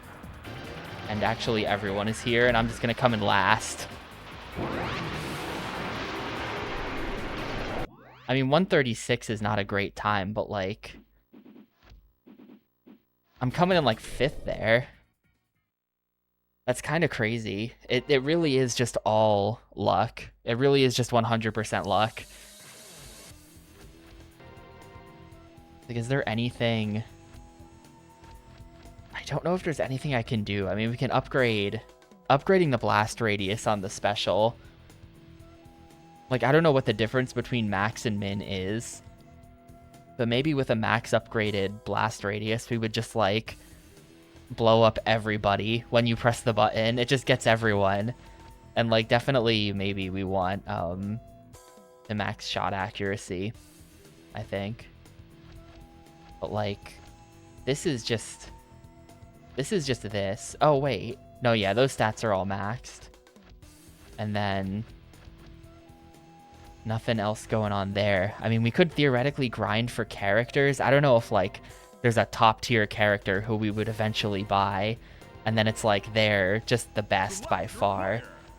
I don't think we can see the stats. Yeah, no. You can't see the stats of any of these people ahead of time. So who knows if they're any good. There's a lot of them, though. There's a lot of them. They're still going.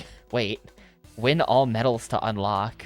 It's like a scarecrow guy back there or something. Or it's the snowman. That's definitely the snowman. Look at his arm. See, nobody has, like, extra shield proficiency, right? Not really. And I don't think there's a second bike I can buy that's, like, the better bike. But yeah, just gonna do 3 of these. Just gonna send 3 of these real quick.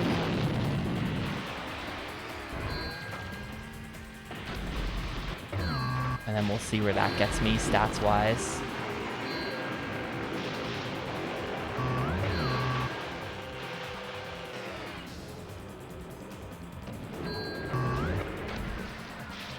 Oh yeah, I need to actually be getting the guys again.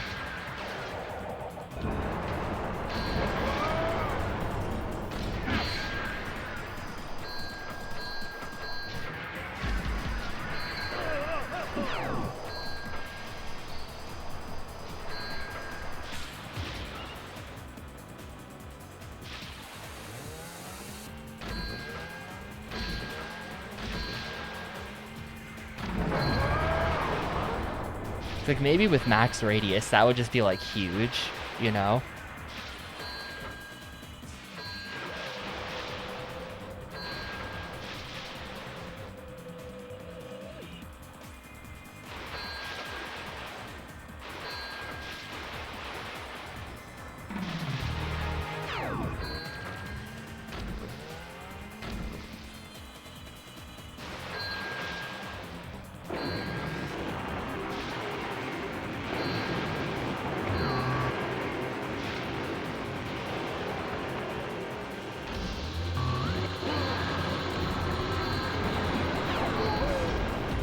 Oh, someone tried to pass me there, actually. I couldn't really see.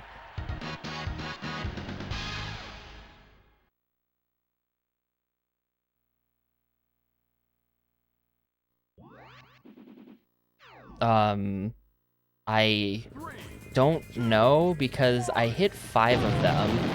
I was able to hit 5 of them, which is all the ones I know about in the level. And nothing happened. There was no bonus. Which means there's either more... that I just haven't seen because they're on some kind of weird side route, or there's no bonus. I don't know. I've never gone left here. Is there one left? No. There's that guy on the right there.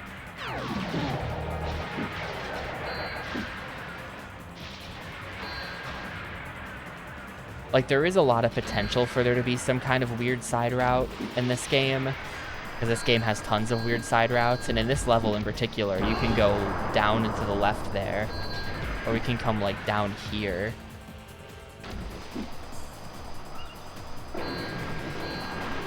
Oh, I was missing this one. Okay, I was missing one the whole time. Never mind.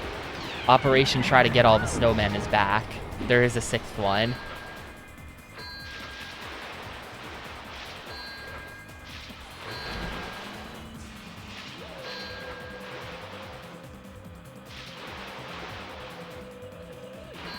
I mean, I'm kind of mostly done with the grind, so it's not that big of a deal, but I'll try on the next attempt.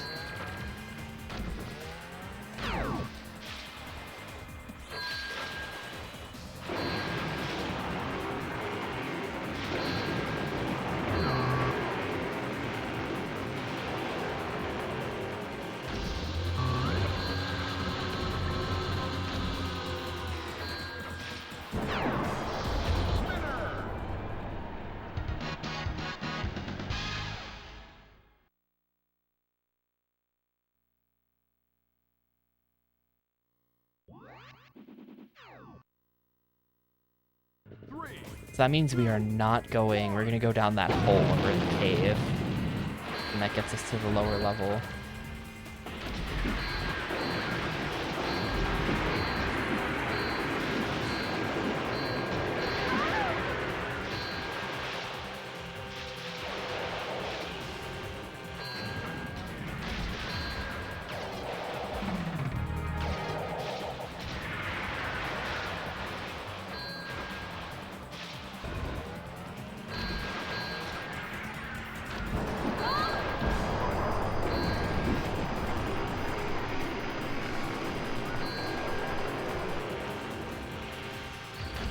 Yeah, if you're going fast enough, you totally just clip right through the ceiling.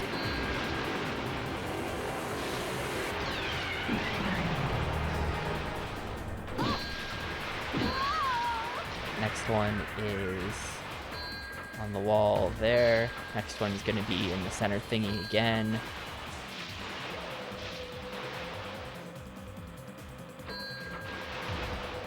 There. Now we hug the left side. We don't get baited by the jump with power-ups. I do not care. Wow. Okay, confirmed. There you go. 15,000 point bonus for all snowmen. That would have probably saved me like an hour over the course of this playthrough and grinding. Maybe more. That is actually huge.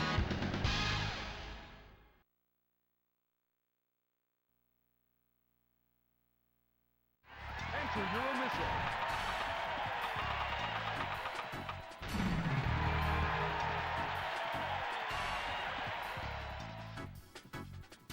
Well, that's how Will was getting all those points, it turns out. Anyway, upgrade shop. Now I'm super rich.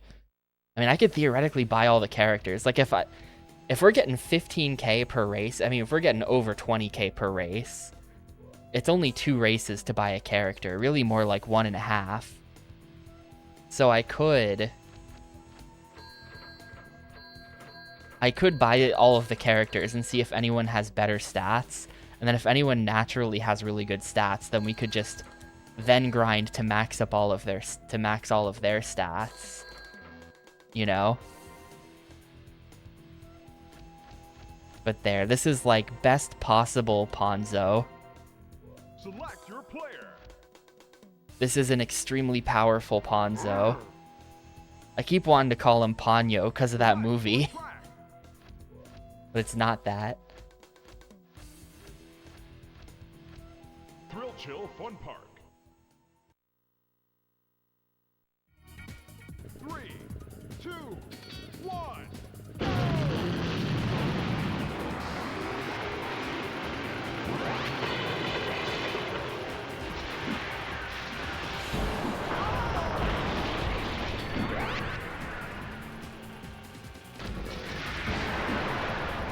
The problem is if they have shields, none of it matters. And they usually just have a shield and then none of it matters.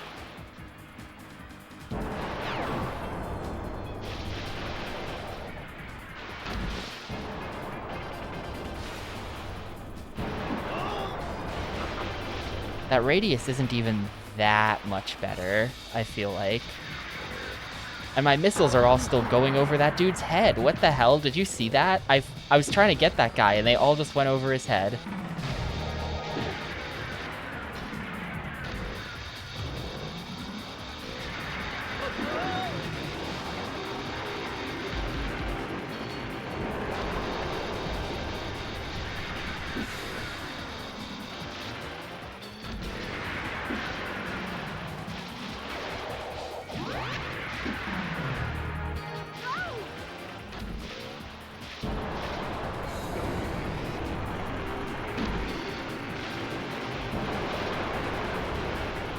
I feel like I would be hearing the sound effects of my attacks hitting a lot more if they were actually hitting.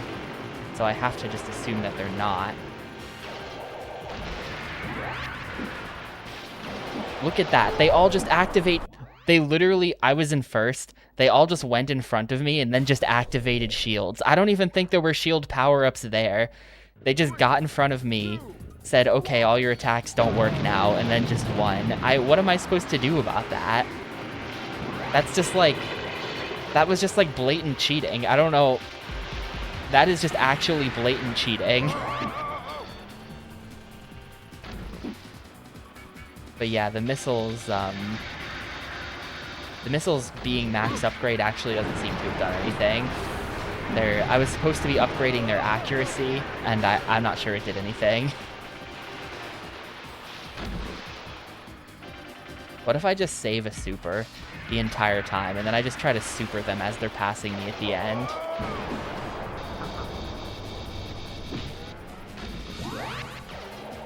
Rather than fooling around with the missiles, just like as they're passing me at the end, you just super them right in the face before they can even put the cheater shields up.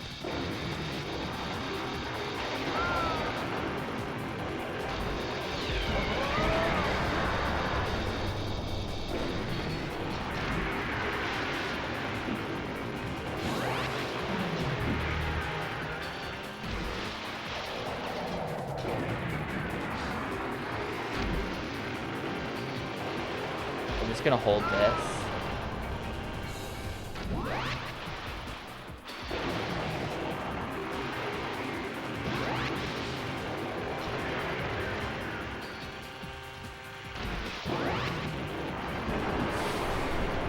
They all just had shields. It didn't hit a single one of them. It didn't hit a single one of them because they all had shields. On the fair to cheating arcade game scale, it's possible that this is the most cheating game I have ever played. That's a bold claim to make. But the cheating has never been so blatant, I feel like.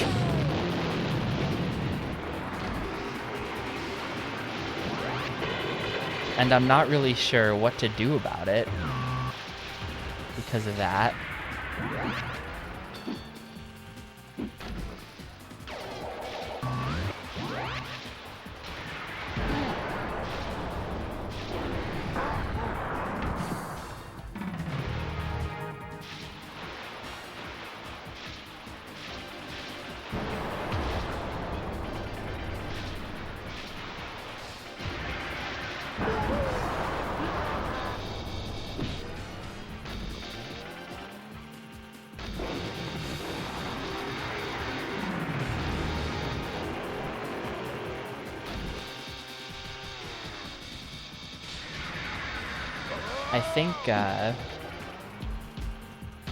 I think the play might be to try to unlock a character who has better stats, just more upgradable stats somehow. Or like you can upgrade their boost to like max, like how this guy has max special. We can upgrade a guy who's got max boost. Something like that, and maybe that would counteract the cheating.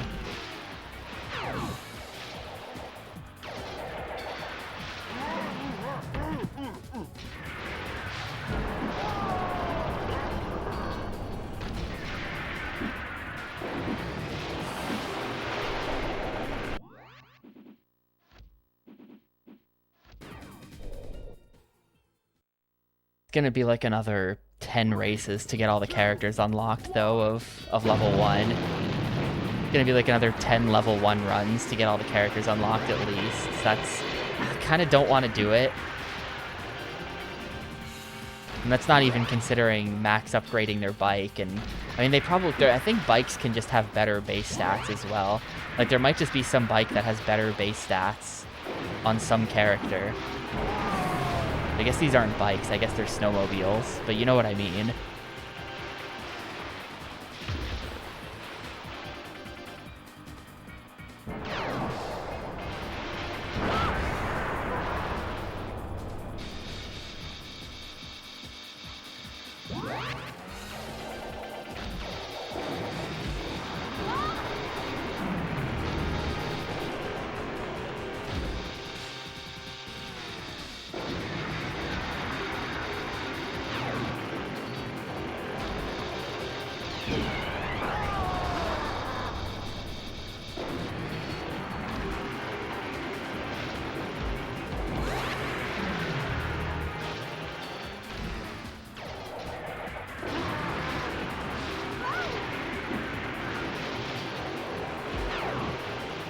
Max upgraded accuracy, BTW.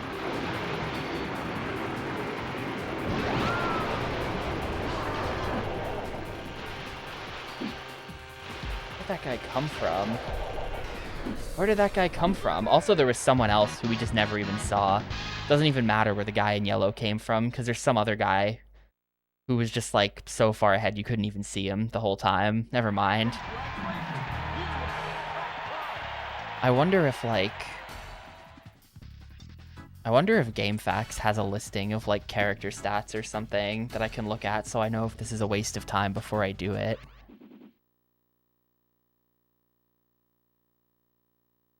Let's see.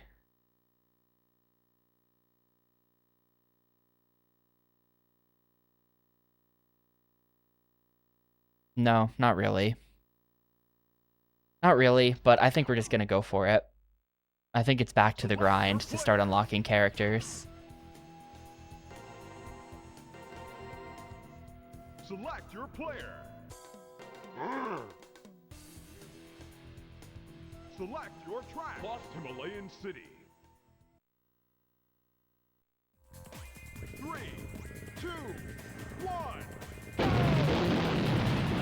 Alternately, I could, like, check a speedrun. I bet if anyone has figured out strats to win the races in a more consistent way, it'll be speedrunners. And maybe there's some kind of tech to it that I'm not aware of, where it's like, oh, you just go this way, and then you win. Oh, right, I'm supposed to be getting the snowman, otherwise this is basically a waste of time. 3, 2, 1.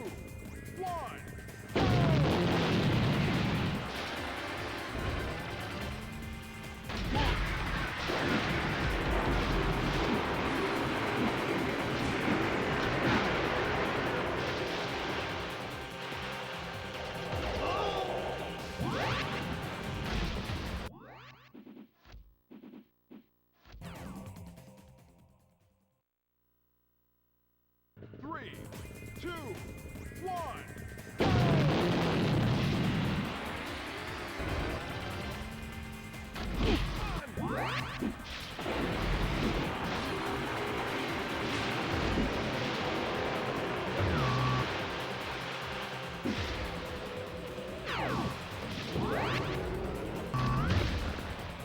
Oh, I'm not in points mode. Hang on, this is the complete wrong mode.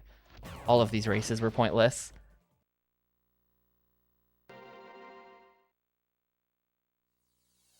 Hey, Blue Sea.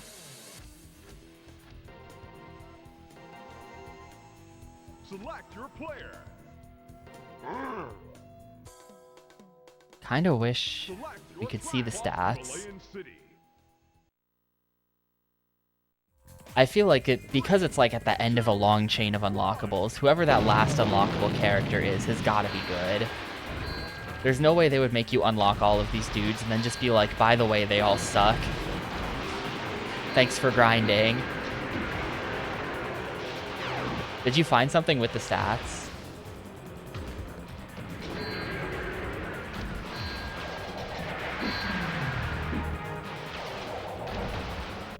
Nope. Why do I just suck so horribly at this?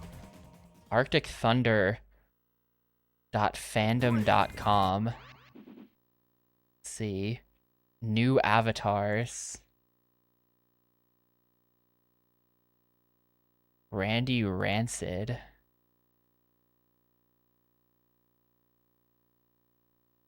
There's no stats on this page.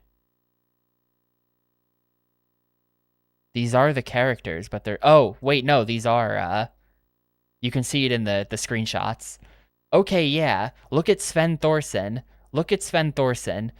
Hang on. Look at Sven Thorson. Look at his max upgraded stats. Compared to, I've been playing as Ponzo.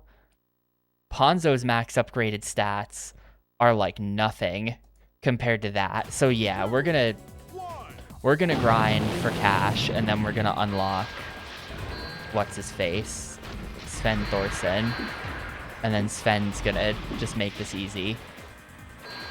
Yeah, I've been playing with like characters that suck this whole time. That's a shame. I spent so much money upgrading this guy, and it was pointless because even a max upgraded this guy is garbage and can't beat the game, as it turns out.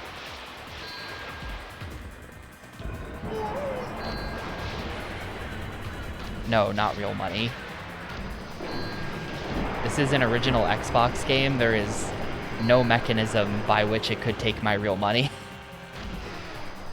This game was released in 2001.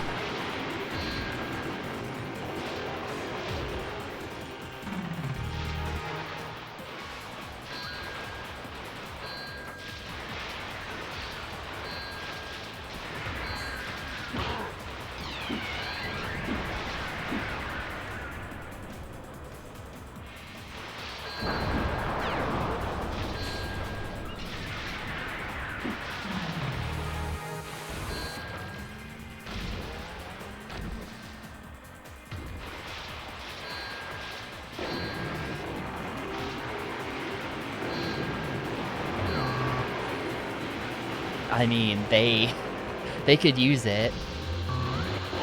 They really need the cash right now. I don't know, it's a bit of a death spiral situation for Microsoft, isn't it, with the Xbox? Like, you know, no money to fund games, but no games to sell for money.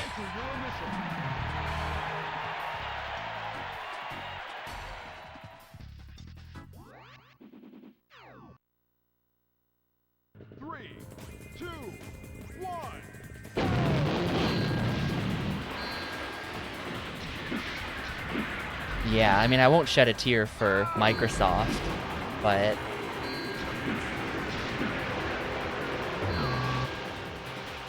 at the end of the day, think about how many games could have been made using the money that was instead spent buying Activision. How much was that acquisition for? It was like $60 billion or something wild.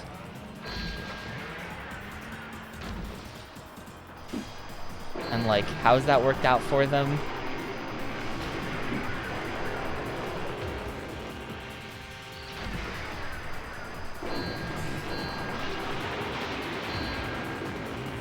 Yeah, 75 billion. So if they're like having to cancel games because they don't like want to fund that shit, then it's like, well, if only we had $75 billion.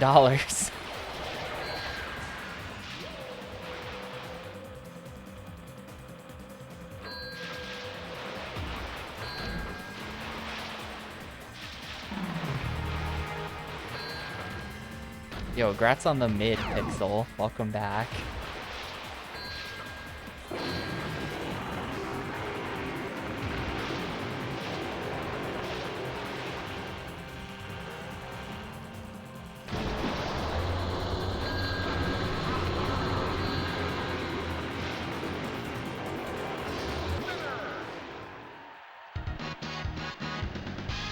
Yeah, that's at 3 today, right? So that's just starting now. USA versus Australia. Obviously, Team USA here, I guess. 3, I guess. 1.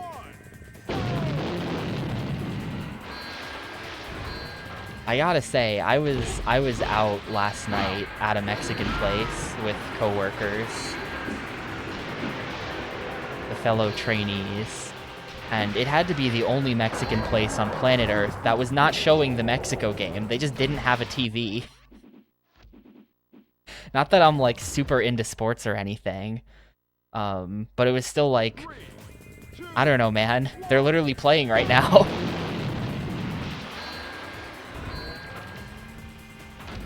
Yeah, that's what I've got the hookup from some internet gamer friends on pirate streams of the entirety of the World Cup. So I've seen bits and pieces. They were saying that that game sucked, but in my opinion, all soccer games suck. I'm an American, you know.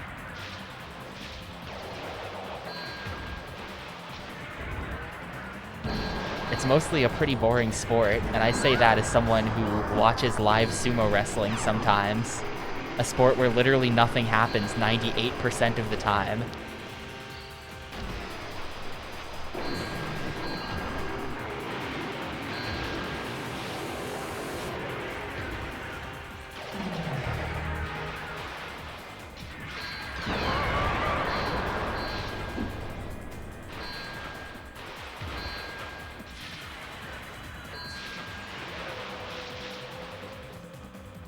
Argentina versus Algeria? I don't know.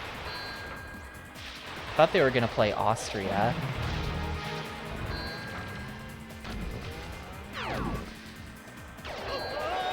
There's a game in Boston today. I will not be heading down that way. I will not be traveling within 1 hour of the city of Boston. Actually, hang on a second. My parents are coming up to visit this weekend, and they're going to be driving right by the city of Boston to get up here. So, Lamau, sorry guys.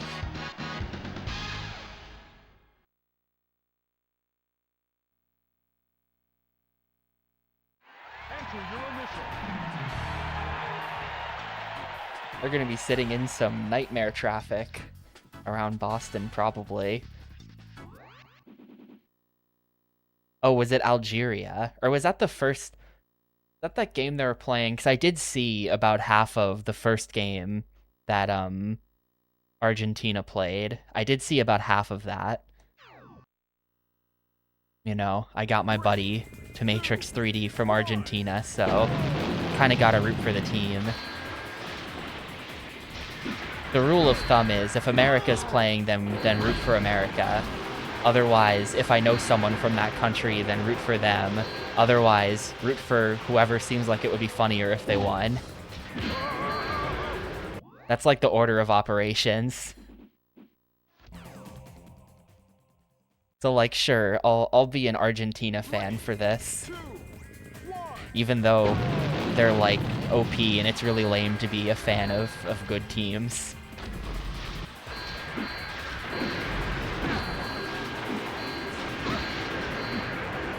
Holy dude, look at that, 2,000 points out of the opener. I've never seen that.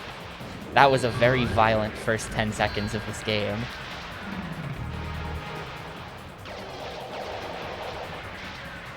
Yes, VC. That's kind of what we've been doing for this whole playthrough. We need money to buy a better character so that I can beat the last 2 stages. So, I'm just grinding for money. Or, it's points. It's actually not money, but it's money. So I'm just grinding. It is lame to be a fan of good teams. No one likes that. Like, not that I'm the expert on this subject, but I feel like if you're like, yup, that's right, I'm a fan of whatever team is good, then it's just like, shut up, you know?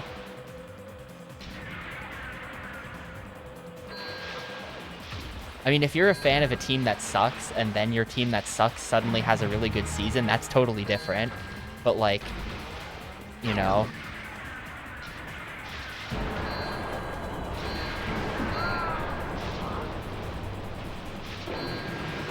Yeah, like, of course you want to root for the underdog, always, if you don't have a... You don't, like, have a specific horse in that race. Just in my IMO.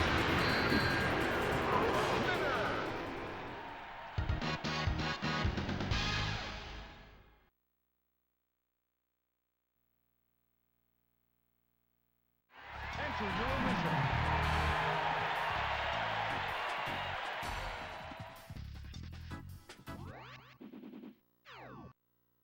And no, you can't just watch the game impartially. What's the point?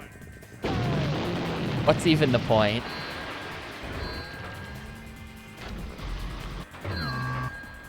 As a certified competitive weirdo, what's even the point? Part of the US, Northeast. I recently moved up to New Hampshire,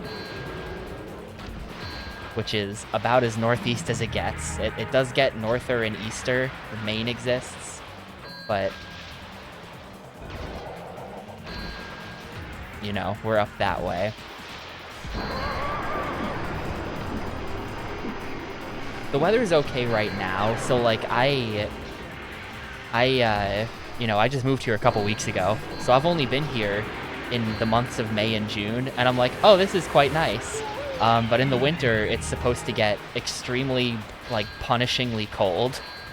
And like, I moved here from New Jersey, which is like a couple hours south of here, so that's not like, you know, we had real winters. It's not like I'm moving here from California or anything, but it is going to be like sub-zero in January. Sub-zero Fahrenheit, that is, which would be like, I don't even know, minus 20 to 25 C or some crap. I have no idea. Wow, I missed the last one. This is going to be a bad race. Minus 20 C. Minus 15 to 20 C. That's my revised estimate. I'm not much of a C knower.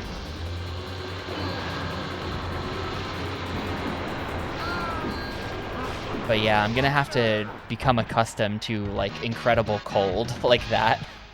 And apparently it's gonna snow like 5 feet. I think I read it was 5 feet snow on average, which means that half the time it's more than that. So, bruh. 2, 1.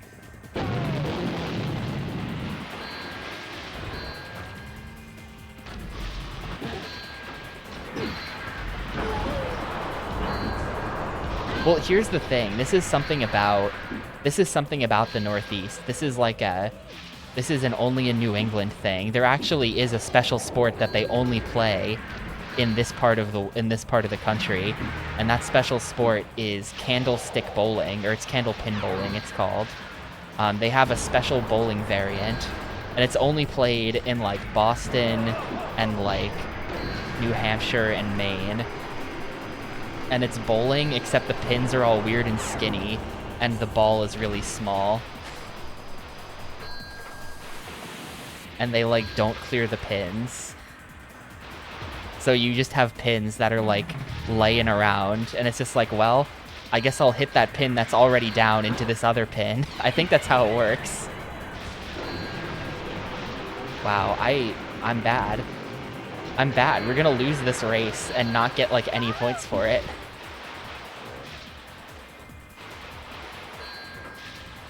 Yeah, it's not the kind of thing that a lot of people have heard of. Like, I'm not sure that I'd ever heard of it until it was mentioned by a friend of mine who lives in Boston, who, of course, was like, oh yeah, I used to be in a league for that. Just like, of course you were. Of course you were, Shoehorse. Outing my friend from Boston, but yeah, I think I should probably start my candlepin bowling arc. It is nothing like curling. I mean, I guess bowling and curling are kind of like distant cousins. They're not that different. But like, it's not the same.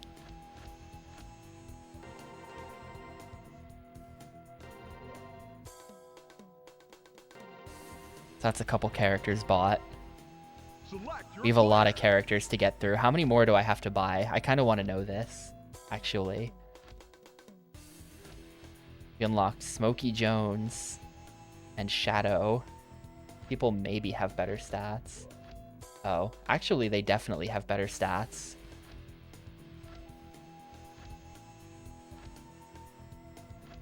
Hang on, I'm putting my finger on the screen so we can see.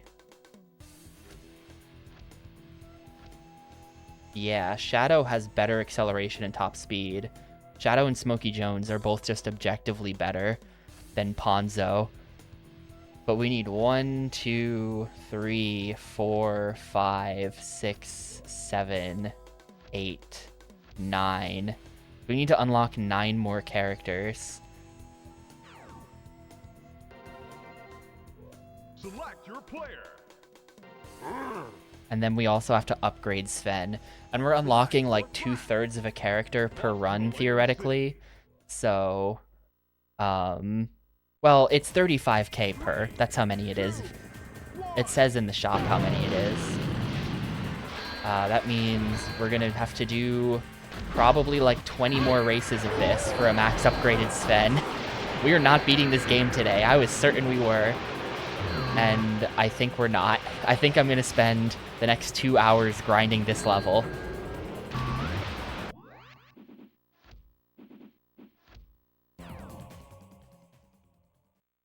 So, welcome to my podcast, I guess. 2, 1.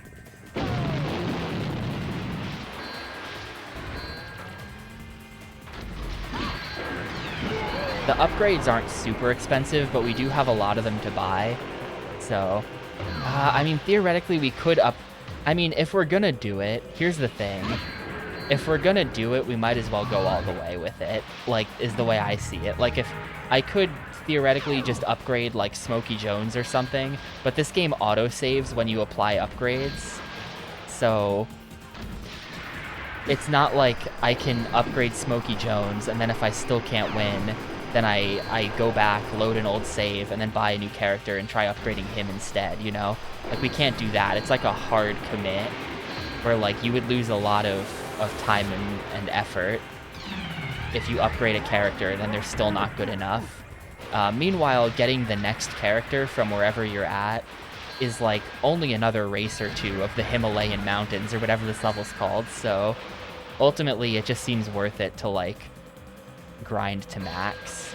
And, like, I don't think it would obviously improve your points per hour if you could finish this race faster, but I don't think it would be by that much, probably only a few seconds each time, you know? So you really wouldn't fit in more than 1 or 2 extra races tops over the course of your whole grind, probably 1 extra race, if you could save a couple seconds each race.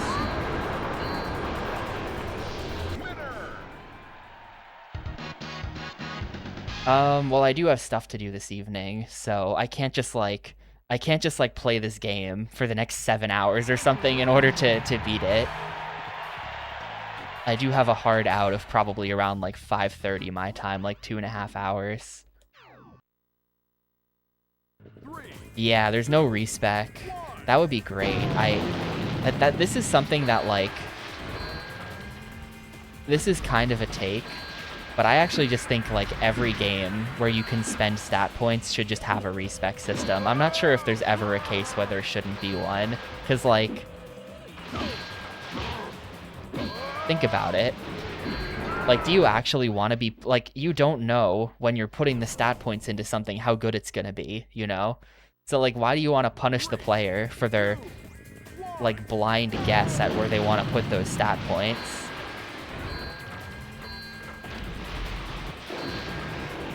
Like, I dumped a bunch of points into Ponzo. It turns out he sucks and you can't win with him, so that was a complete waste. Can I have my points back now that I know that it's a complete waste? Can I have half the points back? I'd be okay with that. Like, I'm not saying full, like, we're gonna give you all your points back, because then points and upgrades have no meaning. But I am saying, give me half my points back. Like, I think that's fair.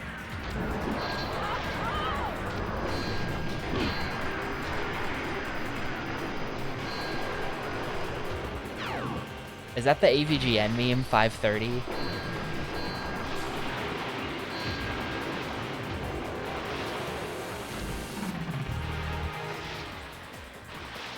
For people who hate watch the Angry Video Game Nerd, it's 540, okay.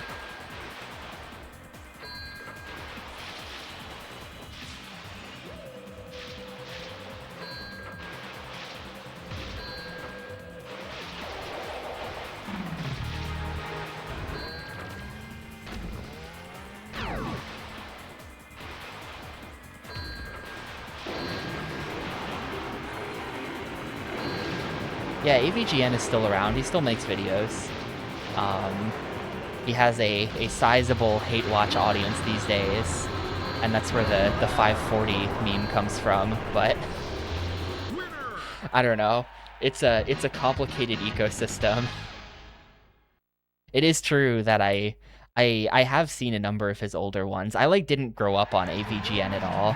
At the time, I have always been, even when I was a kid, I have always been a massive contrarian, where if something was popular, I would just be like, okay, then I think it sucks. Just straight up, it's bad. It must be bad then. So when AVGN was peak AVGN in the 2000s, I was like, nah, he's probably lame though. I'm too cool for this. I was 8. I was 8 years old probably, and I was like, nah, I'm too cool for that. But, you know, his older videos do have a certain charm to them that the newer ones do not. But, you know, turns out that when you make the same video for 15 years, it starts to get a little old.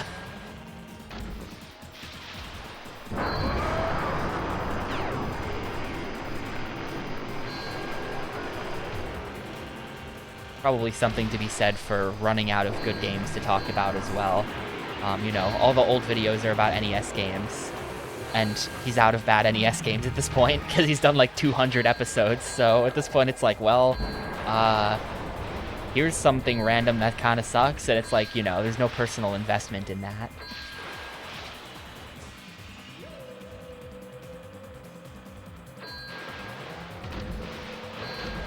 There's all kinds of dynamics to this though. At some point he tried to do a podcast, and everyone hated the podcast.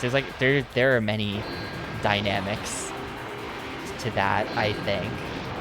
I don't know. I've only watched the Dan Olsen video on this. I don't know the full details.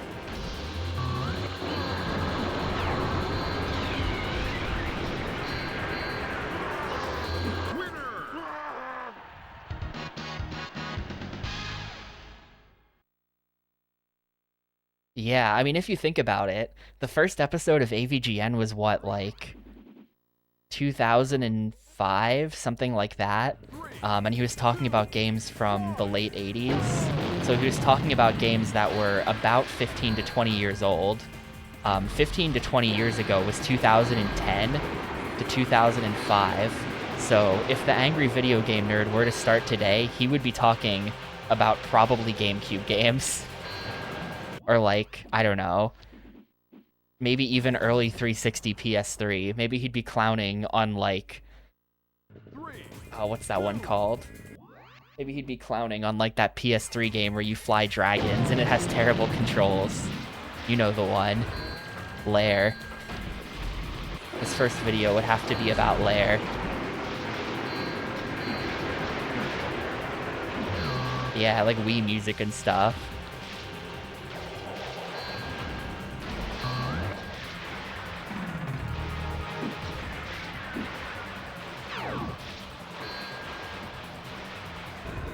I mean, I've played tons of bad games. I have the material. I have the material to work with for that, but I really don't think I could be the Angry Video Game Nerd. I am angry, I do play video games, and I am a gigantic nerd, but there's a, you know, I couldn't sell the performance.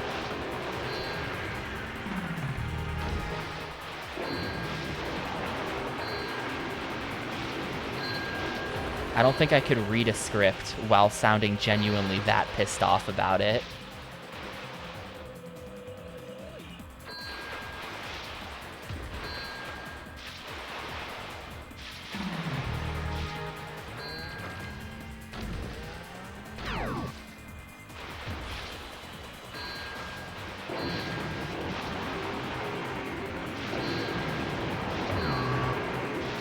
I'm sorry for anyone who found out this way that I am kind of a nerd.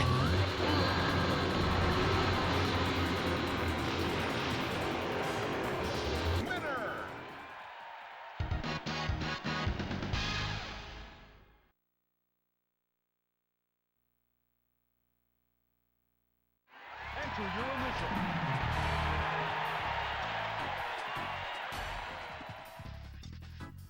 Yeah, I mean, it's definitely like, you know, the angry review format was such a presence in these days. It is not so much.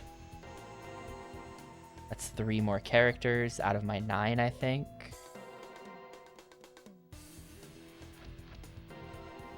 And, you know, basically, you know, they got replaced by the video essay, I think is what happened. I think video essayists came in and it was like, oh, we don't need angry reviewers who actually just suck at the game. We have people who can write a 45-minute video about the game who are actually, like, good at it and have some insight. Critically, that they have some insight. Man, Brittany Blaze's stats are really good. Maybe I should just go with that, but I don't know. Like, not that a review needs to be balanced. I'm down for a review that shits all over a game, but I don't know. The thing about, like, the angry video game nerd is that he usually did not have any actual insight into the game. Like, his it's not really criticism. Like, his review would just be like, why do the birds always attack me in these shitty NES games, man? You're getting shit on by a bird. And it's like, all right. That doesn't make the game bad. That just means you're getting shit on by a bird in the game. So, like, I don't know. And, like, that's fine from, like, a just making a comedy video perspective. Like, you know, you're just, you know, riffing on things in the game that you think are funny. But it's not, it doesn't make for an insightful review where you come away like, ah, yes, you know, we've reviewed this in the way one would review a film or some other piece of media.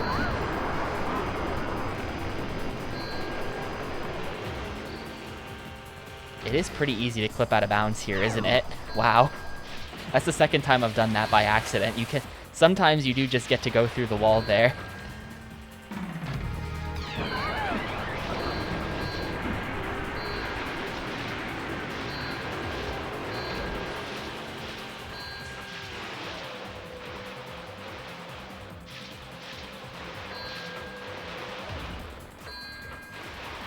You know, I'm not gonna fully trash the angry review format because they can be funny. They can be funny, but they're usually just not that insightful.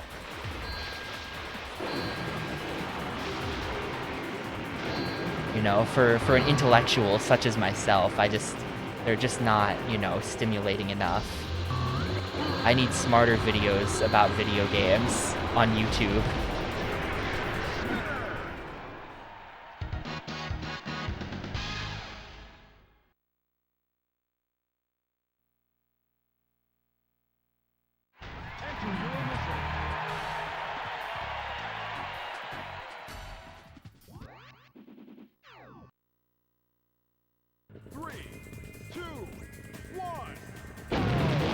I don't know, the history of the right analog stick.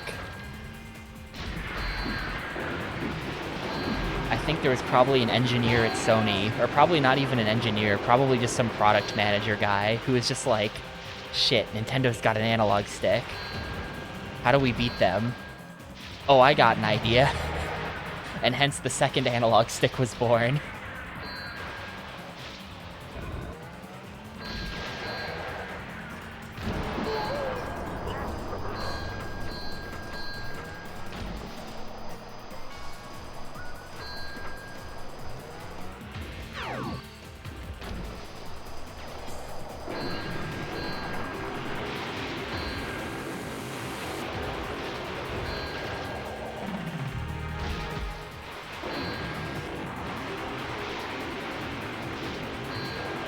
Oh shoot, missed one. Gotta keep my points.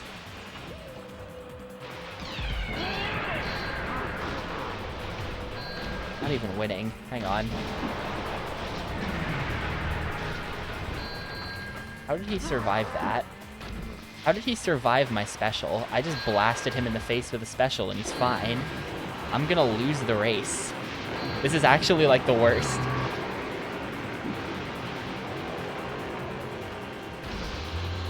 Hang on, I gotta get weapons. He survived that too? How? I was getting points for it too, like those were hitting and he just survived like 3 missiles to the face and a super. That's dumb. That's dumb. Second stick was made just to keep the controller symmetrical. Yeah, I mean, I definitely think that. I mean, I'm not an expert on this. This is definitely a subject you could dive into, playing all of the DualShock compatible games and sort of seeing if you get anything out of that. But like nowadays, the second analog stick is definitely like, we know what it's for. It's for the camera, but I think they didn't know that at the time. Like, I don't think that's what it does in Ape Escape.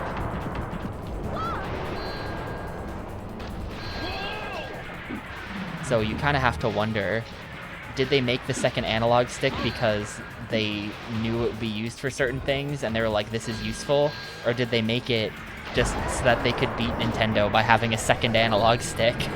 Or to make their controller symmetrical or whatever? I don't think the controller needs to be symmetrical. They could have totally just done like a weird, like, hang on, I have to find this now. N64 controller. Party. There's this one third-party N64 controller that's like a weirdo boomerang shape. Yeah, here we go. They could have just made... it's one of those massive, crappy Reddit links. Sorry for the giant link. But they could have just made something that looks like that.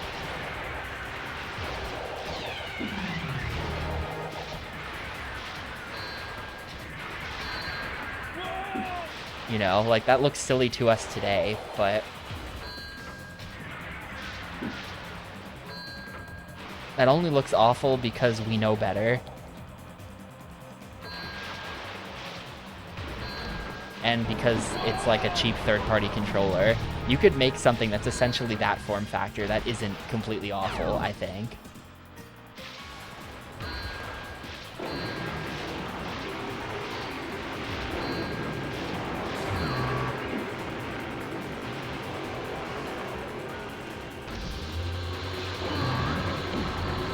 Yeah, that is a thing, like, you know, the best video essayists will have things of substance to say, but there are so many videos out there that claim to be a video essay where they're just recapping the plot, and then they get to the end of their recap for the plot, and they're just like, anyway, it's good, check it out. It's just like, well,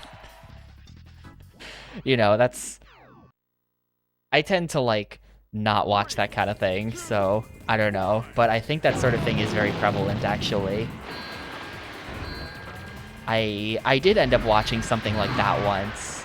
I was looking for a video about Baten Kaitos around the time I played, I think, Origins on stream. I wanted to see if anyone had made a good video on Baten Kaitos who, like, really dug into it and had, like got the lore and, like, understood all the gameplay systems and, like, did a good in-depth review. I was, like, looking for something like that for some reason. And I did find a guy who did a series retrospective, which was totally just, like, recapping the plot of the two games. It was like, come on, man.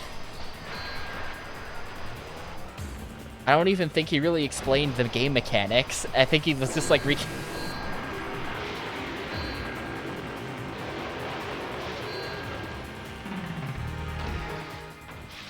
So yeah, gotta watch out. I don't know. YouTube videos are always one of those things that it would be really cool to, like... I just don't think I have much to say. I mean, it's not that I don't have anything to say, it's that I'm not very good at writing. So I can't very effectively communicate it, but...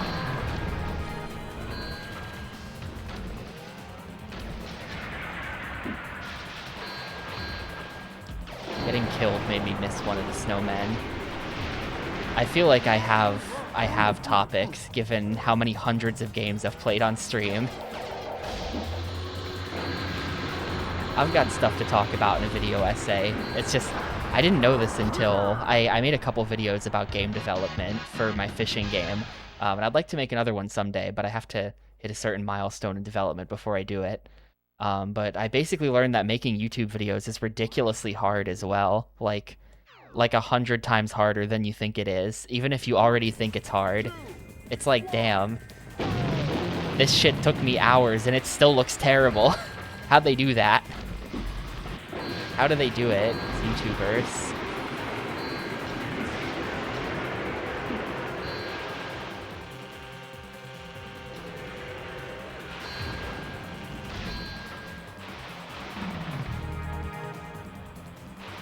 You know, just getting like 1 minute of finished video legit takes like an hour at least, probably.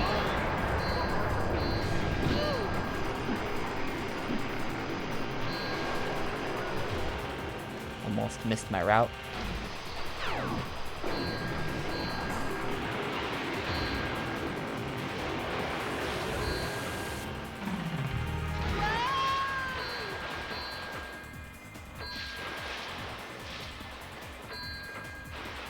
I did really want to make a video for finishing GameCube thing, but it was just too much work.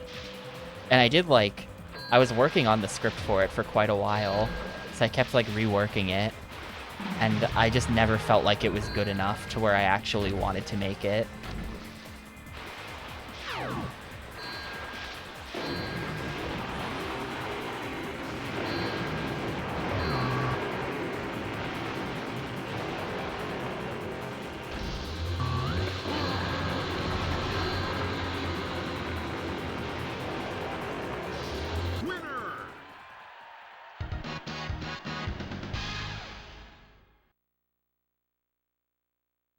Baten Kaitos did have a great anime betrayal, though. I will say I did not see it coming.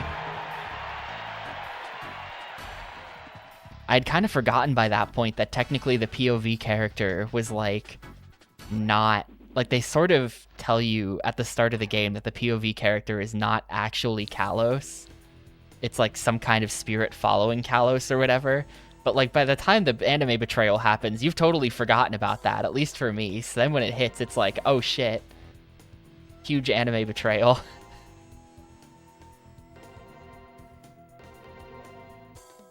How many characters are left before my boy Sven? You, 1, 2, 3. Okay, so it's 1, 2, 3, 4. So we have to unlock 4 more characters. How's this guy's stats? Basically max. His stats are very good. Damn, look how much you can upgrade all of his items as well. This is gonna go crazy once we've got max stats. I might actually still finish the game today. This grind is going pretty quickly. Yeah, I'm like 500 points off of a character right now. So really, I just have to do probably like 5 more races of this. Then we have all the characters. And then probably like 5 more after that. And then we've got all of the stats for Sven. And then we go. Maybe not even 5 more after that. I don't know.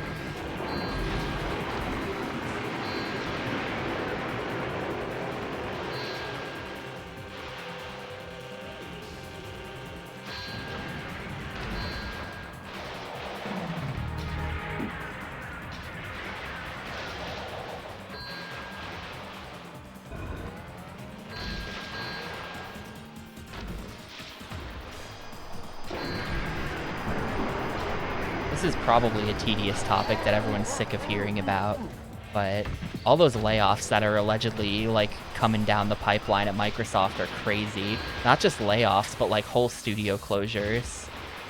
I kind of wonder who they're even gonna have left after all of it. Ah, shit. I need to stop making the wrong turn there. Yeah, apparently they've just got like a number of studio heads at Xbox HQ just like begging for their lives. The Double Fine. A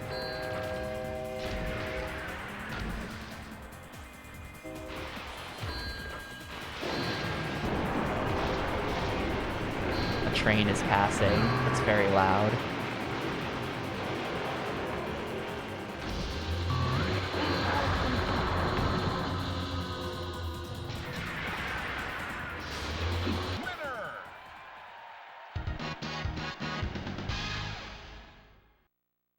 Listen, I care about Xbox, but only to the extent that they produce good games, which kind of relies on them having people making them. And if they're just going to have nobody making them, then how are they going to make any games? And if they don't make any games, then how are they going to like regain any kind of prominence in the market? I don't know.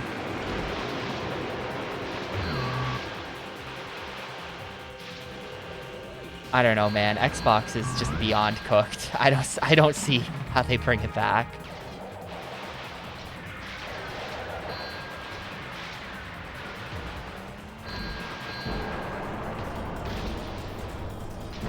I mean, for whatever it's worth, I do think that the Series X is a very pretty box. It looks it's a lot better looking than the PS5 is. The PS5 is hideous. The Xbox Series X is a friendly monolith that sits next to your TV with like holes in the top of it.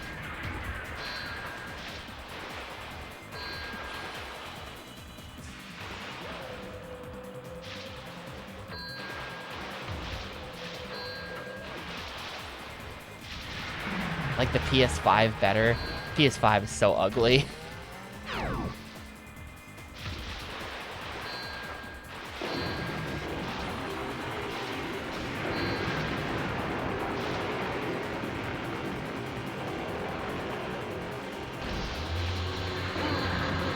That's my opinion.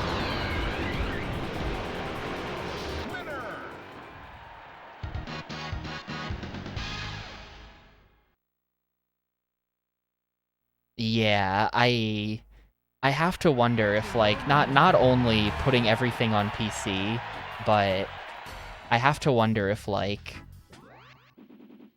you know, the whole like, I mean, I don't know, you know, I don't know the financials, but like I have to wonder if Game Pass as a whole was a mistake. And if they had just stuck with the traditional strategy of make a console and then make games for the console, and then people will buy your console because they want the games that are on it. Like, should they have just done that?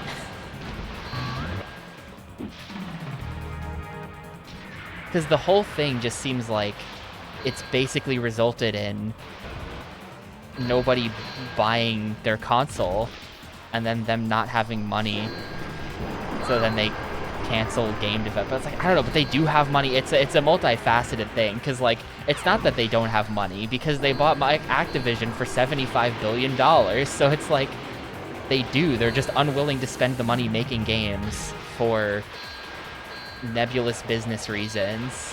I don't know, for big hand wavy motion type reasons.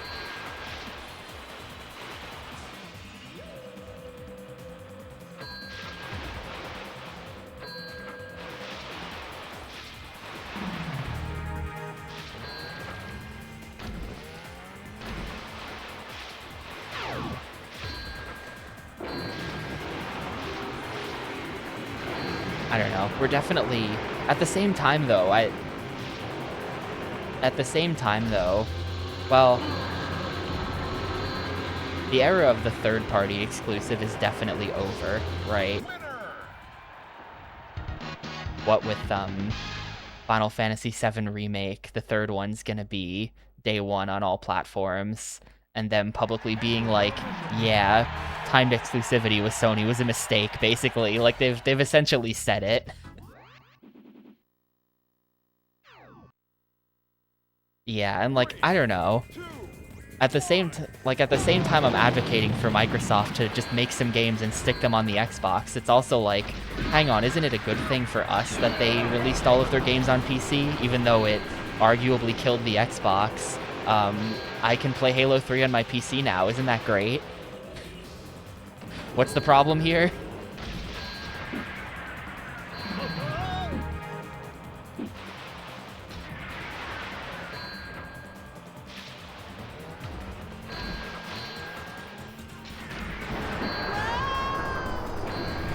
Yeah, it's only good for us until we arrive at the logical endpoint where they cancel everything and fire everybody, which is where we've now arrived. So, bit of a reaping, fuck yeah, this rocks, sowing, this sucks type of situation.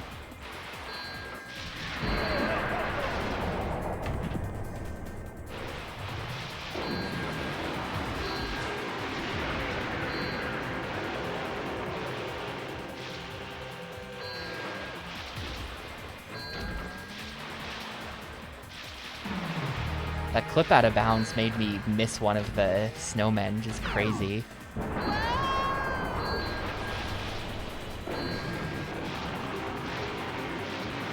Yeah, look, I've said it a billion times and I'll say it a billion more times. I do not understand. I do not understand the choice to make games that cost that kind of money. I don't get it. It's just insane risk-taking behavior.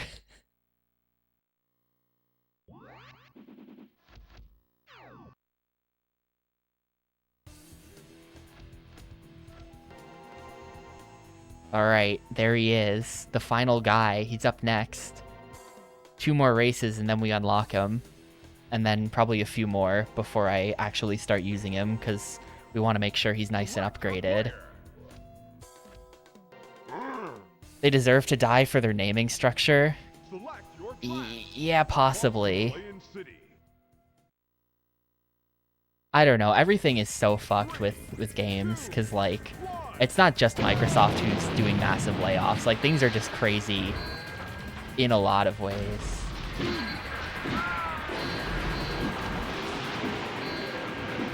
You know, there's a lot of... I was looking at, I didn't even remember hearing about this. I probably did hear about it, but I already put it out of my mind. But just last night I was reading some article, because after we're going to play this, after we're done with Arctic Thunder, the next game up is, what's that thing called? The next game up is some kind of weird shooter that none of us have heard of, and that I don't even remember the name of, because it's really generic sounding. It's like Special Ops Nuclear Dawn or some crap is the name of the game we're going to play next. Yeah, Special Forces Nemesis Strike. Sure. Sure, that's definitely like a Mad Libs game title. You could plug any 4 words together to get a title like that. But I looked at it, and it was developed by a dev called Asobo Studios, who made a number of games that we've already played, including Ratatouille for the GameCube.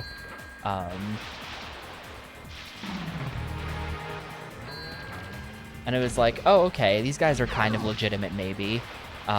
You know, turns out they got shut down earlier this year. I think it was in early 2026, like January 26 closure, because at some point they had been bought by Facebook.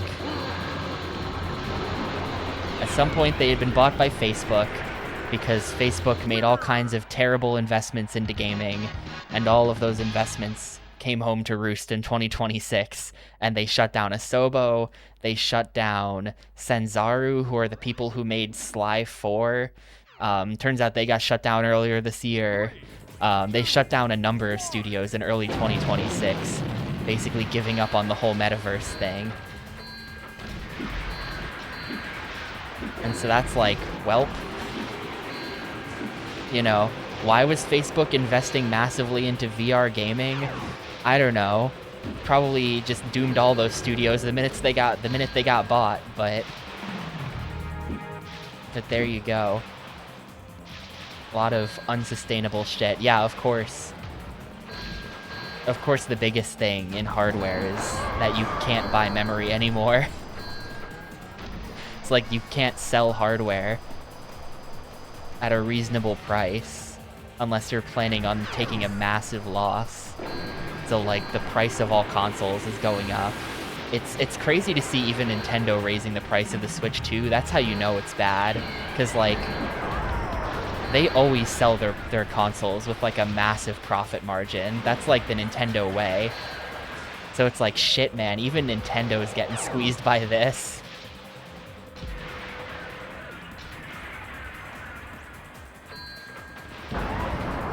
No, just hit it. It doesn't count? Aw, oh, come on. That's so annoying.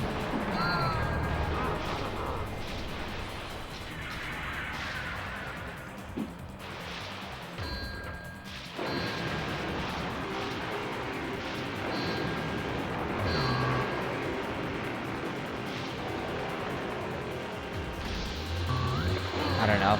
That's not even getting into, like, Saudi investments, which is like, oh god. You know, they bought SNK. Have they got... It's Tencent who had shit worked out with Ubisoft, right?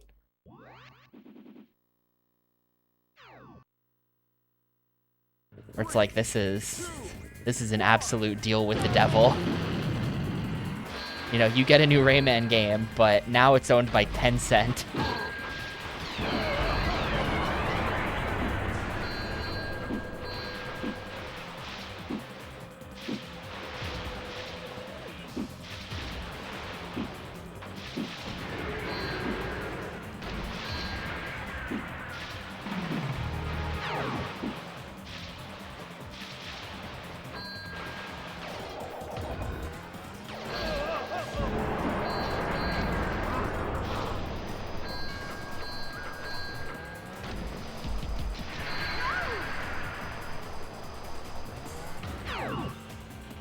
Okay.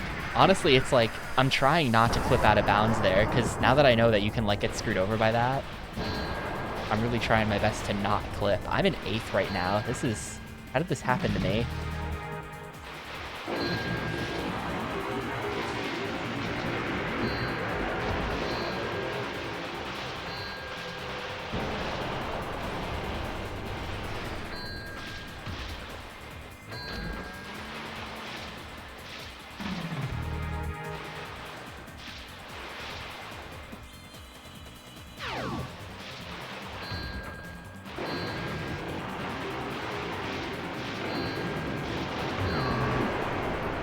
Tearn.com/not classic.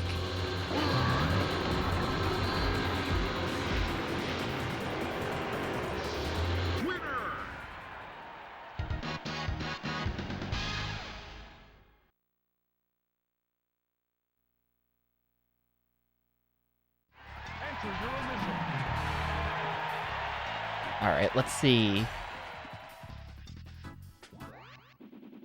Let's see what we can buy. There we go. Unlocked. The best dude in the game. I don't know what his thing is called.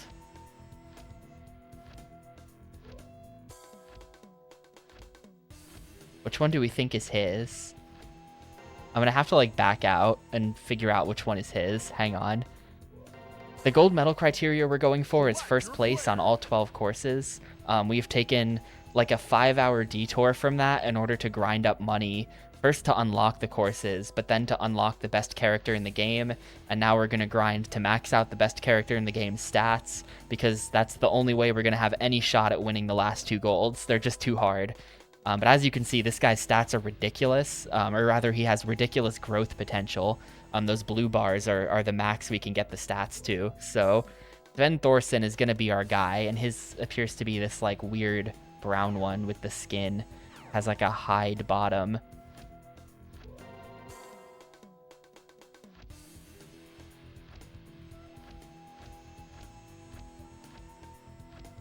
I don't know, I should probably check that. You have a point that I should probably check that. Like, what if, because this guy, Sven Svensson, or whatever his name is, he's got Sven Thorson. His acceleration and top speed are not maxed. Like, actually, hang on a second. Randy Rancid might be better. Because, like, look, we're taking an L on top speed here in exchange for better handling, but I don't think I care. I think we want to go Randy Rancid and his weird green one.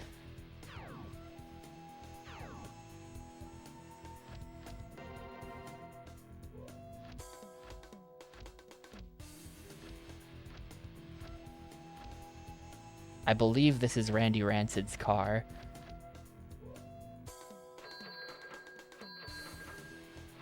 There we go, maxed out the acceleration. Now we'll start maxing the top speed. We're still going to be playing as Ponzo for a little bit here, because Ponzo is still at this point better.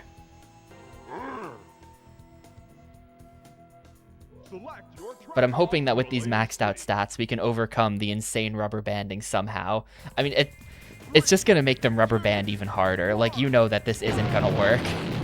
I really hope it works, because if it doesn't work, I have no idea what to do other than just, I don't know, grind resets forever. But I'm not actually that confident that this is going to solve our problem with the last 2 races.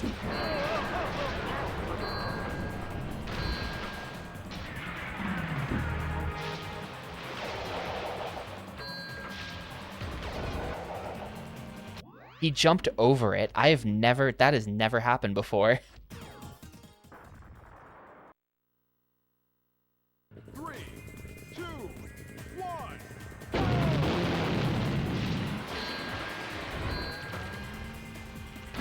You can hit the little button that GDQ's got on their layout for when someone says that's never happened before. You know, when the text scrolls by on the bottom.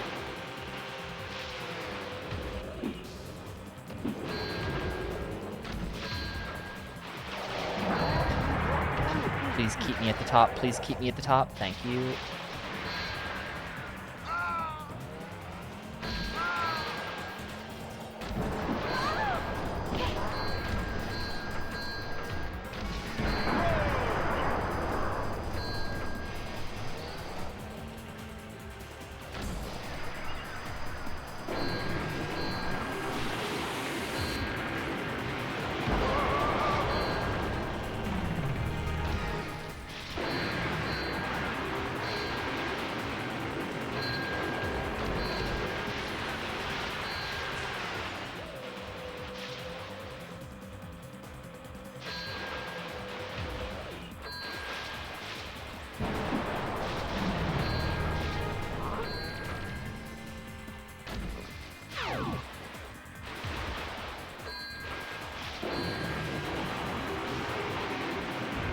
We are going to have to do a couple races to get Sven's speed maxed out, because it's 3K. Or, not Sven. We're playing as Randy Rancid, or whatever his name is now. Sven... Actually, I'm going to keep calling him Sven, even though he's Randy Rancid. But our guy, it's 3K per top speed upgrade, so it's going to take a little bit to get that to max. I think we can probably get away with just having max speed, max acceleration. I'll probably max his handling as well. And then max boost length and maxed shield strength. I think that everything else we're gonna try to go without, and then if I still can't win, then we'll get that stuff too.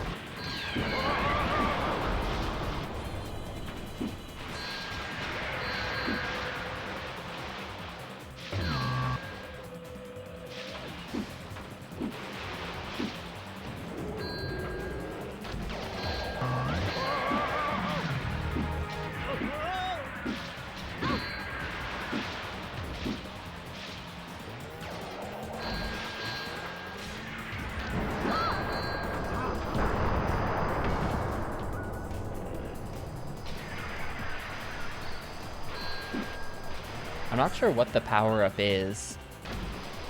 I've been playing this for 6.5 hours, and I'm not really sure what the white power-up does. When you pick it up, it says Rooster, and then as far as I can tell, nothing happens. I feel like it must be the one that makes, like, visibility bad. But whenever I pick it up, I feel like it doesn't do anything, and it's not like a usable item either. It's just a bit mysterious.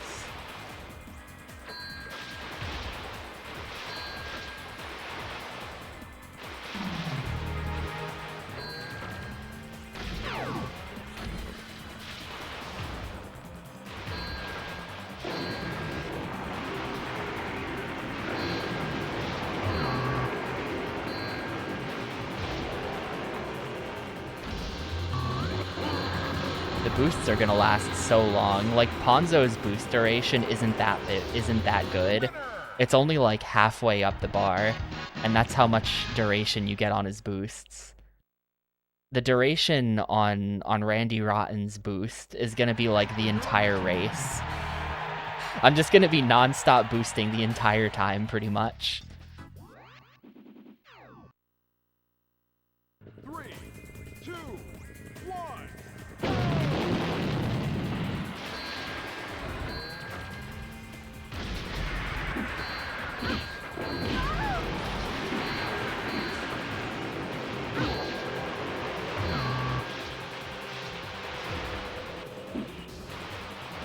Well, listen, look. Robbie Rotten has already taken the RR, where the second R is like some sort of word for like bad, you know? Like this name, well, I mean, I guess this game did come out first.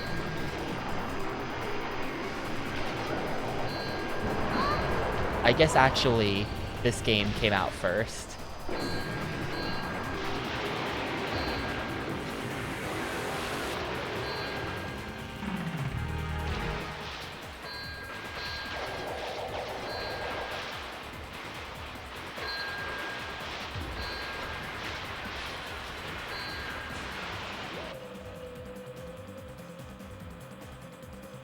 Bit of a shame that I bought Sven.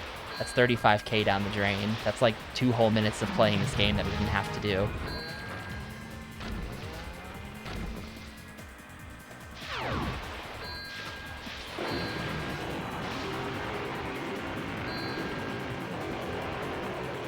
Not only.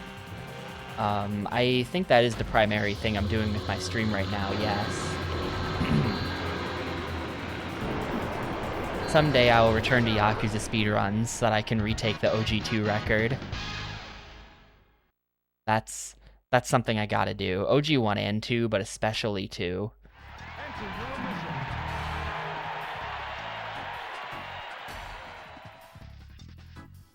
And you know, any kind of future Hundo run is a big maybe.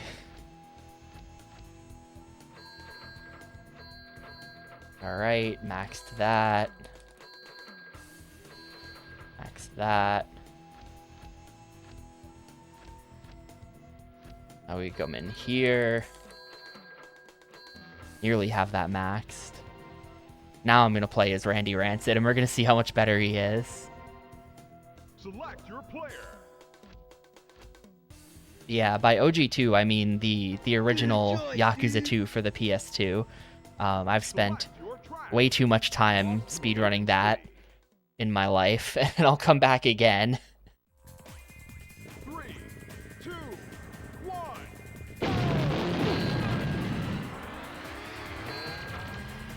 I'm still getting rubber banded on like crazy, like even with the better stats.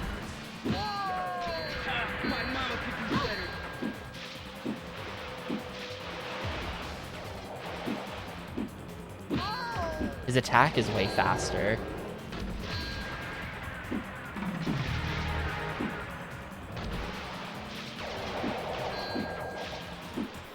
But otherwise, I can't tell the difference.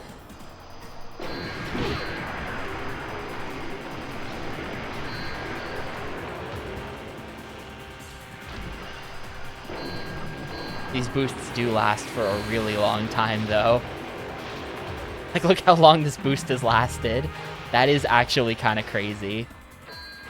I noticed the difference with that.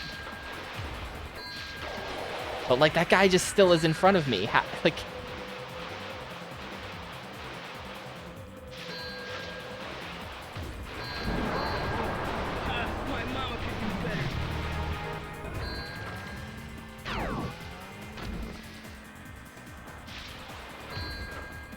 We'll see what my time on the track ends up being.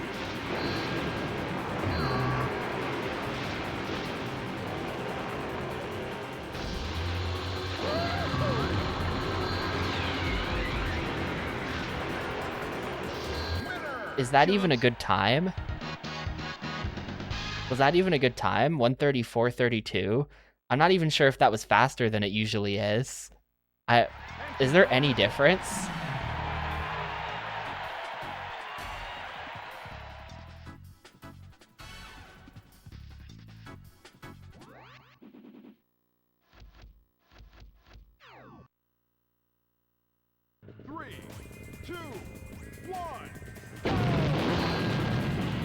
It's much easier to get the punch on that guy at the start for the extra 200 points, which is kind of nice.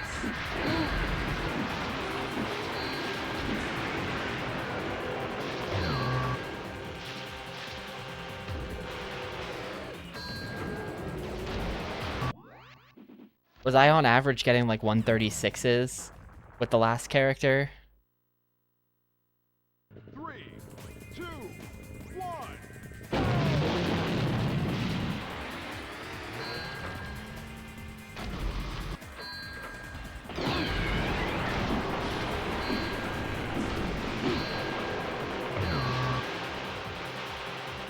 It definitely feels faster, I think. It is a bit hard to tell with this game, though, because it's so, like, all over the place.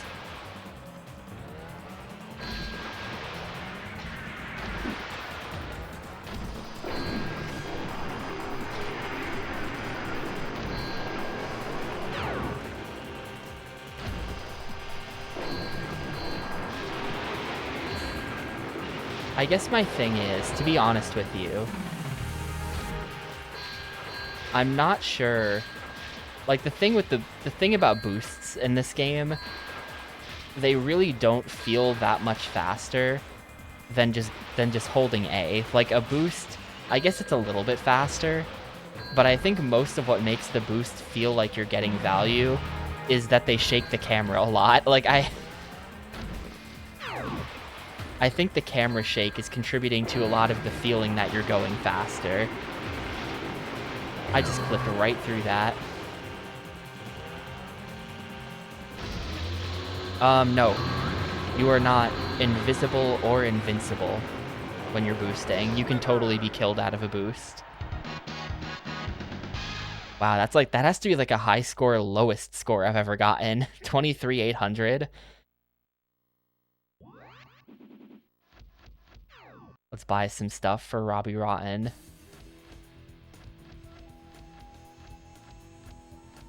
Alright, his sled is maxed. His boost time is maxed. Let's get his shield strength to max. Increase his shot accuracy. Alright. I think this is basically what we want. This is about as good as it's gonna get. This is the guy that's gonna have to win us the last 2 golds. Select your player. Let's rock. He's got absolutely ridiculous stats compared to Ponzo. This better make a difference. It's Great Wall of China and Thrill Chill Fun Park are the 2 that we've only got silvers on. 3, 2, 1.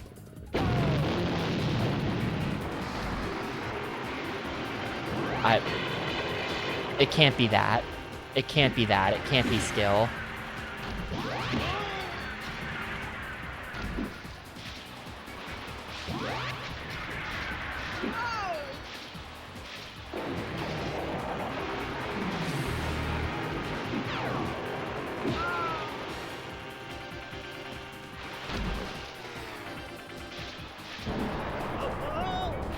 My mama could do better.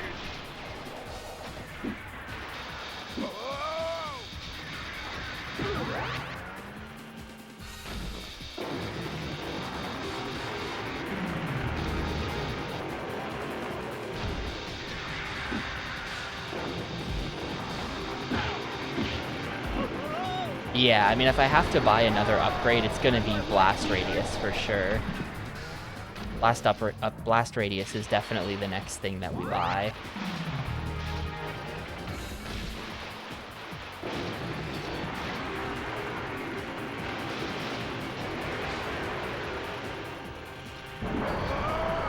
Just in case I have to catch anyone being cheeky and trying to pass me at the end.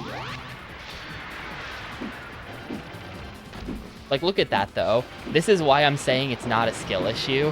What am I meant to do when that happens? Like, what am I meant to do when suddenly 4 guys out of nowhere just launch past you, even though you're going at max speed with the fastest character in the game? 130 is like, I don't think I ever did better. Like, hang on. Yeah, that was the fastest time I've ever gotten on the track.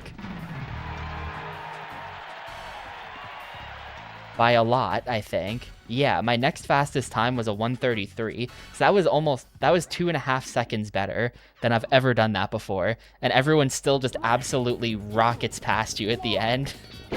That's why I feel like it's not a skill issue. Because, like, come on now. What is that? I did miss one boost, though. I'll say I did miss a boost power-up, but still. I'm not sure that that boost power-up would have made any difference.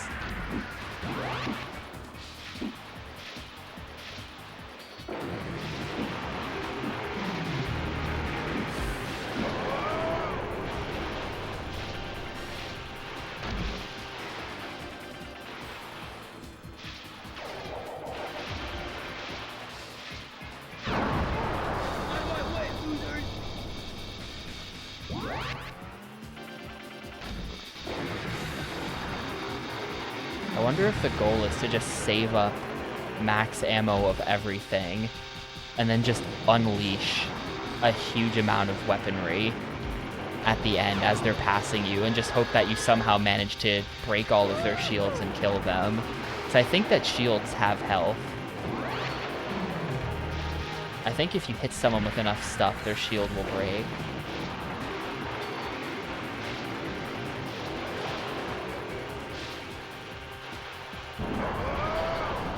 My mama could do better.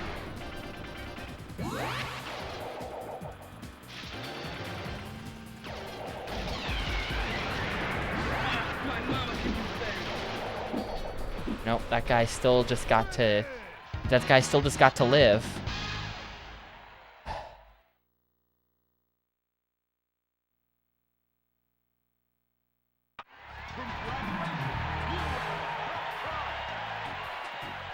The boosts last for a really long time, though. I definitely, like, maybe... I don't know. Like, they still just pass you even when you're boosting, kinda. But we're kinda close. Like, I mean, at this point, I can't do anything else other than just attempt this over and over, I think. I can't improve my speed anymore. This is the fastest guy. I could grind a little bit to just, like, max all of my weapons if I wanted to. But, like, 1 or 2 more races of the Himalayan whatever would get me, like, a max blast radius super. My mama could do better.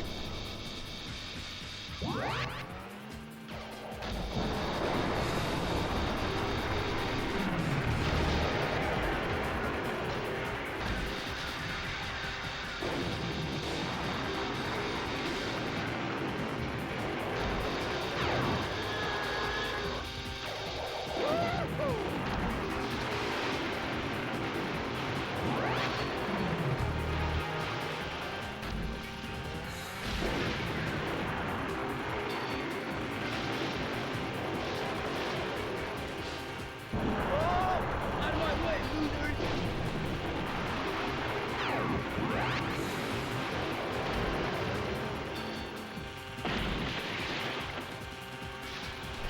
Okay. No way, dude.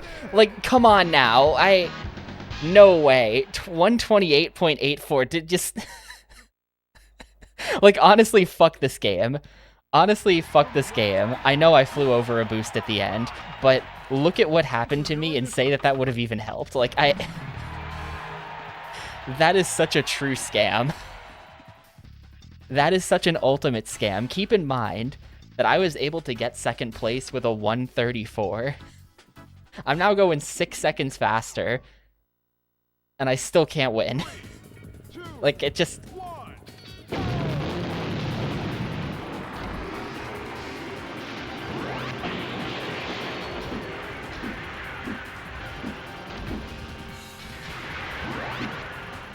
It is absolutely just, like, stupid.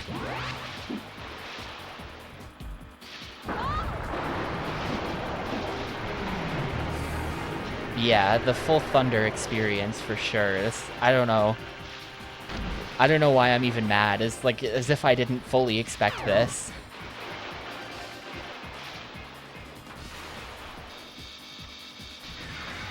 Out of my way, losers! Like, what else did you think was gonna happen? You're playing Arctic Thunder.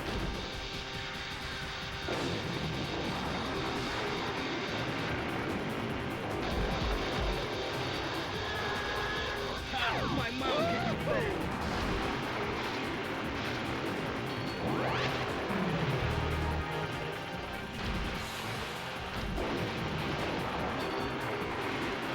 Thanks, Under the Skin.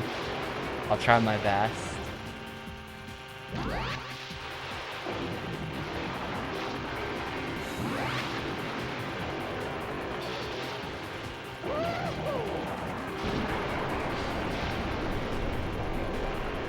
Alright. Wait, what? Where was first? Wait, where was he? Hang on, I thought I just... What? Where was he? Huh? Congratulations! You I might have to go back and look at the VOD on that. Was there a guy just waiting at the finish line for me? The number changed like 3 seconds before the end. I did not see a dude pass me at all. I really just figured that I had won there. What? F off, Ponzo. I guess he was just really far on the right, so he was off screen, yeah. That is another robbery, though. That's ridiculous. I'm not sure how that was 129 as well when I hit, like, every boost. Yeah, I didn't see anyone on the radar.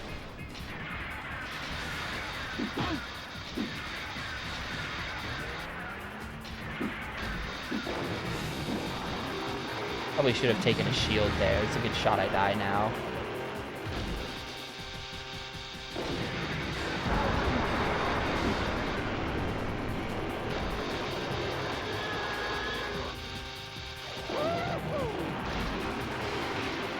Yeah, because that I missed the shield. I think this is a dead attempt because I did the wrong thing.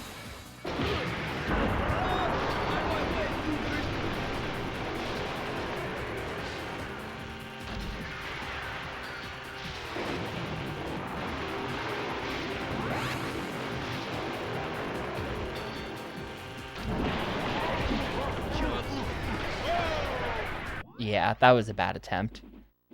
Oh, did he have an invisible power-up as well, so that's why he wasn't on radar? That is so dumb.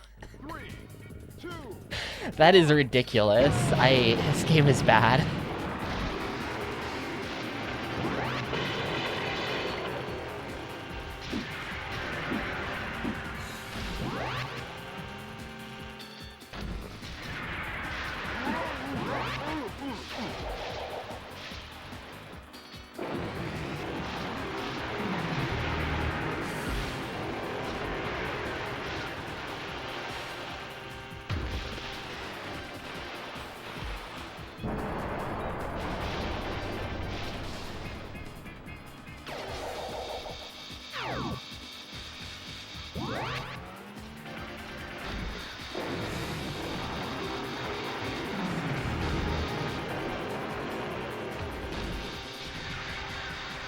Yes, the 650 is the time from January plus the time from today.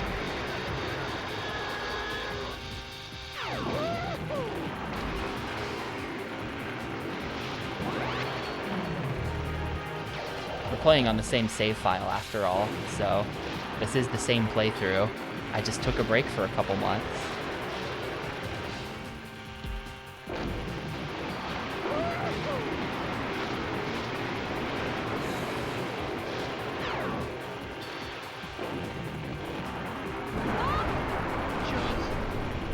Alright, there we go. I even blew someone up with the special who was gonna pass me. That's not GG though, that's just race number 11. Got one more.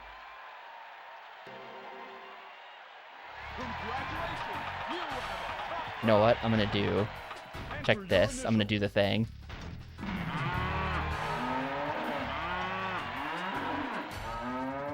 Hilarious.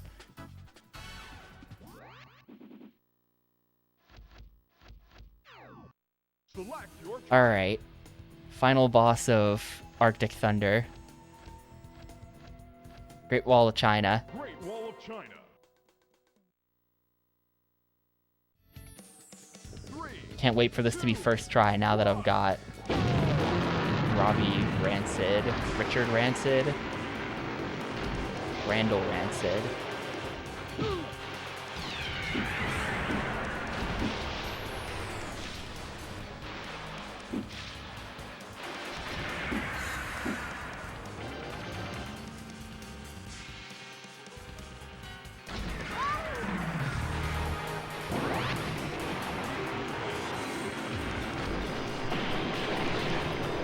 I love that you go down into where the terracotta dudes are and you just start smashing them up.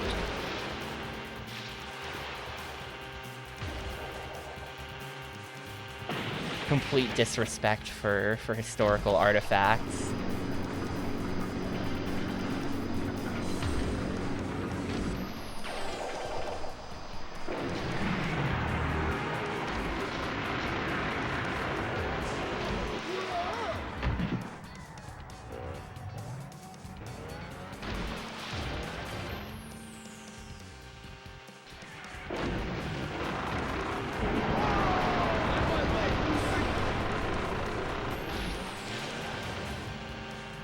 Oh my god, too much speed.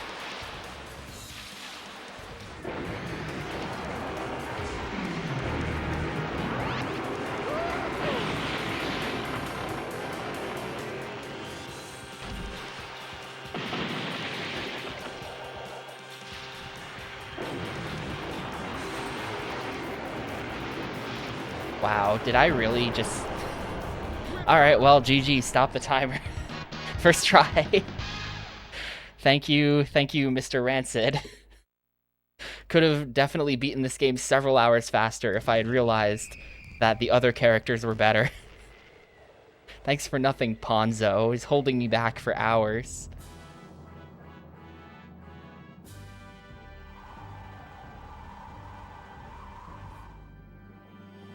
Congratulations, all 12 gold medals collected. All-powerful Mr. Flaky character unlocked. All upgrade shop settings maxed.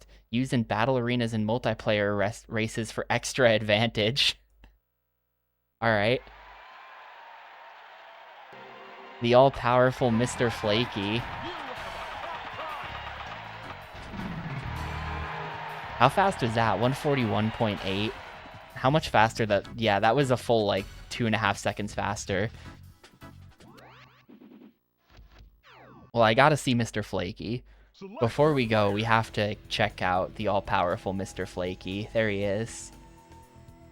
He actually does just come with maxed out everything. I feel like it's not gonna make that much of a difference, though. Oh. I'm gonna do one race of something random with him, and then we're gonna call it for Arctic Thunder. 3, 2, 1.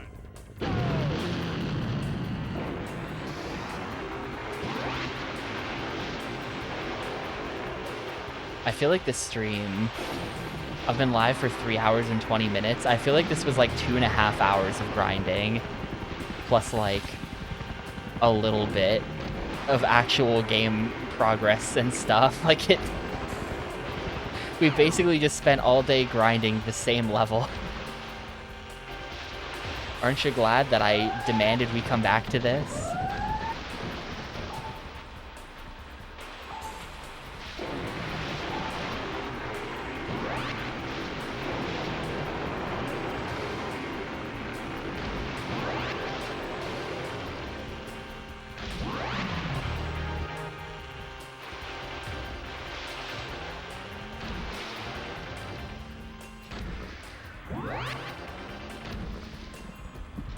Got a cool green goo area.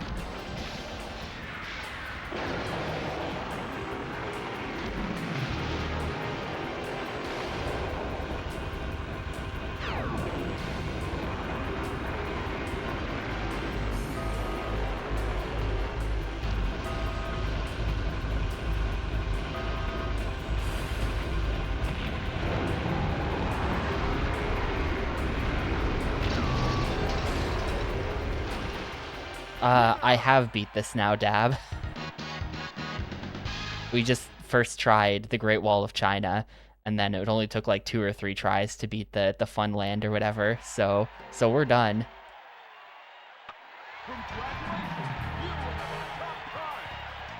I just wanted to check out our reward for all golds, which is the Snowman playable. But, hang on, anything in here? Well, extras. Yeah, here's the credits. Was that an 11-second PB? That's really funny. That's before I had bought any upgrades for Ponzo, probably. This game was made by a team of like 8 people. It's actually like the dev team is really small.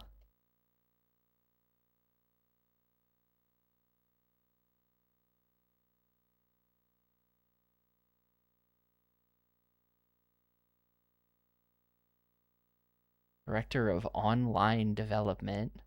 On-line.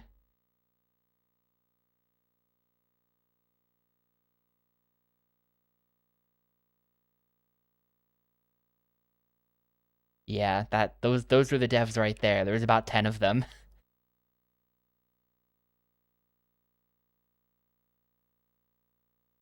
Thanks for the help, Matt Booty. Ed Boone.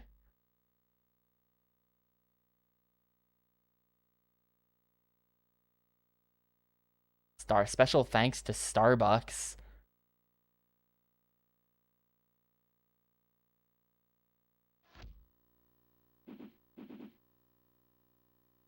But that's that. I don't know.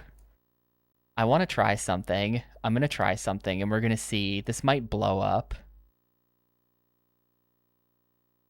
Okay, yeah, this is totally gonna work. This is totally gonna work, actually.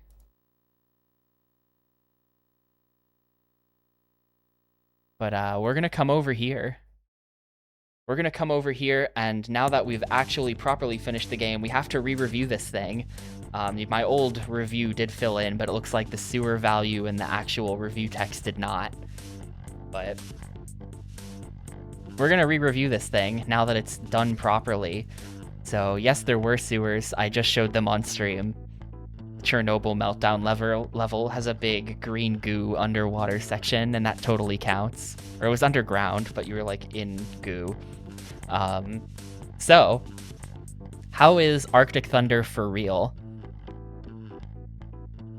Well, it's very grindy, isn't it?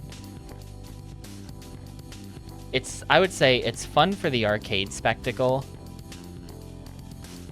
but the home version makes you grind like crazy to unlock a character good enough to win.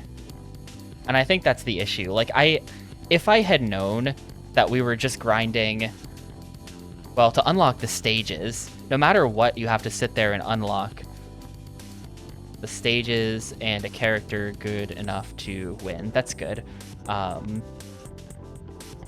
Because, like, no matter what, you have to unlock all the stages. And even if you know about the snowman tech, which I didn't, but even if you knew about the snowman tech, it would save you a lot of time, but it would still be, you know, you're getting about 25k per race. It would be 3 races to unlock a stage. You have to unlock, like, maybe 6 or 7 stages, I think. So you're still doing, like, I guess the grind can really be reduced. Excuse me. I guess if you know right from the start what you're doing, you can really reduce the grind quite a bit. But then you have to unlock a character good enough to win as well, because the default characters are just objectively not good enough. So then you gotta do like 10 more races to unlock those. Yeah, snowman tech is intentional. They give you a 15k bonus for breaking all the snowmen, and they even just say on screen when you do it in big letters, all snowmen bonus 15,000. So like, yeah, it's intentional. But even if you have optimal grind, it's probably still gonna take you, I would guess, in the ballpark of an hour and a half to 2 hours. Maybe closer to just an hour of grinding. Like, okay, an hour to an hour and a half, maybe. That's my final estimate, is about probably how long it takes you to grind up a proper Robbie Rotten who can then go and beat the game. And, like, why does our arcade game have an hour and a half of grinding in it at the low end? Like, couldn't you...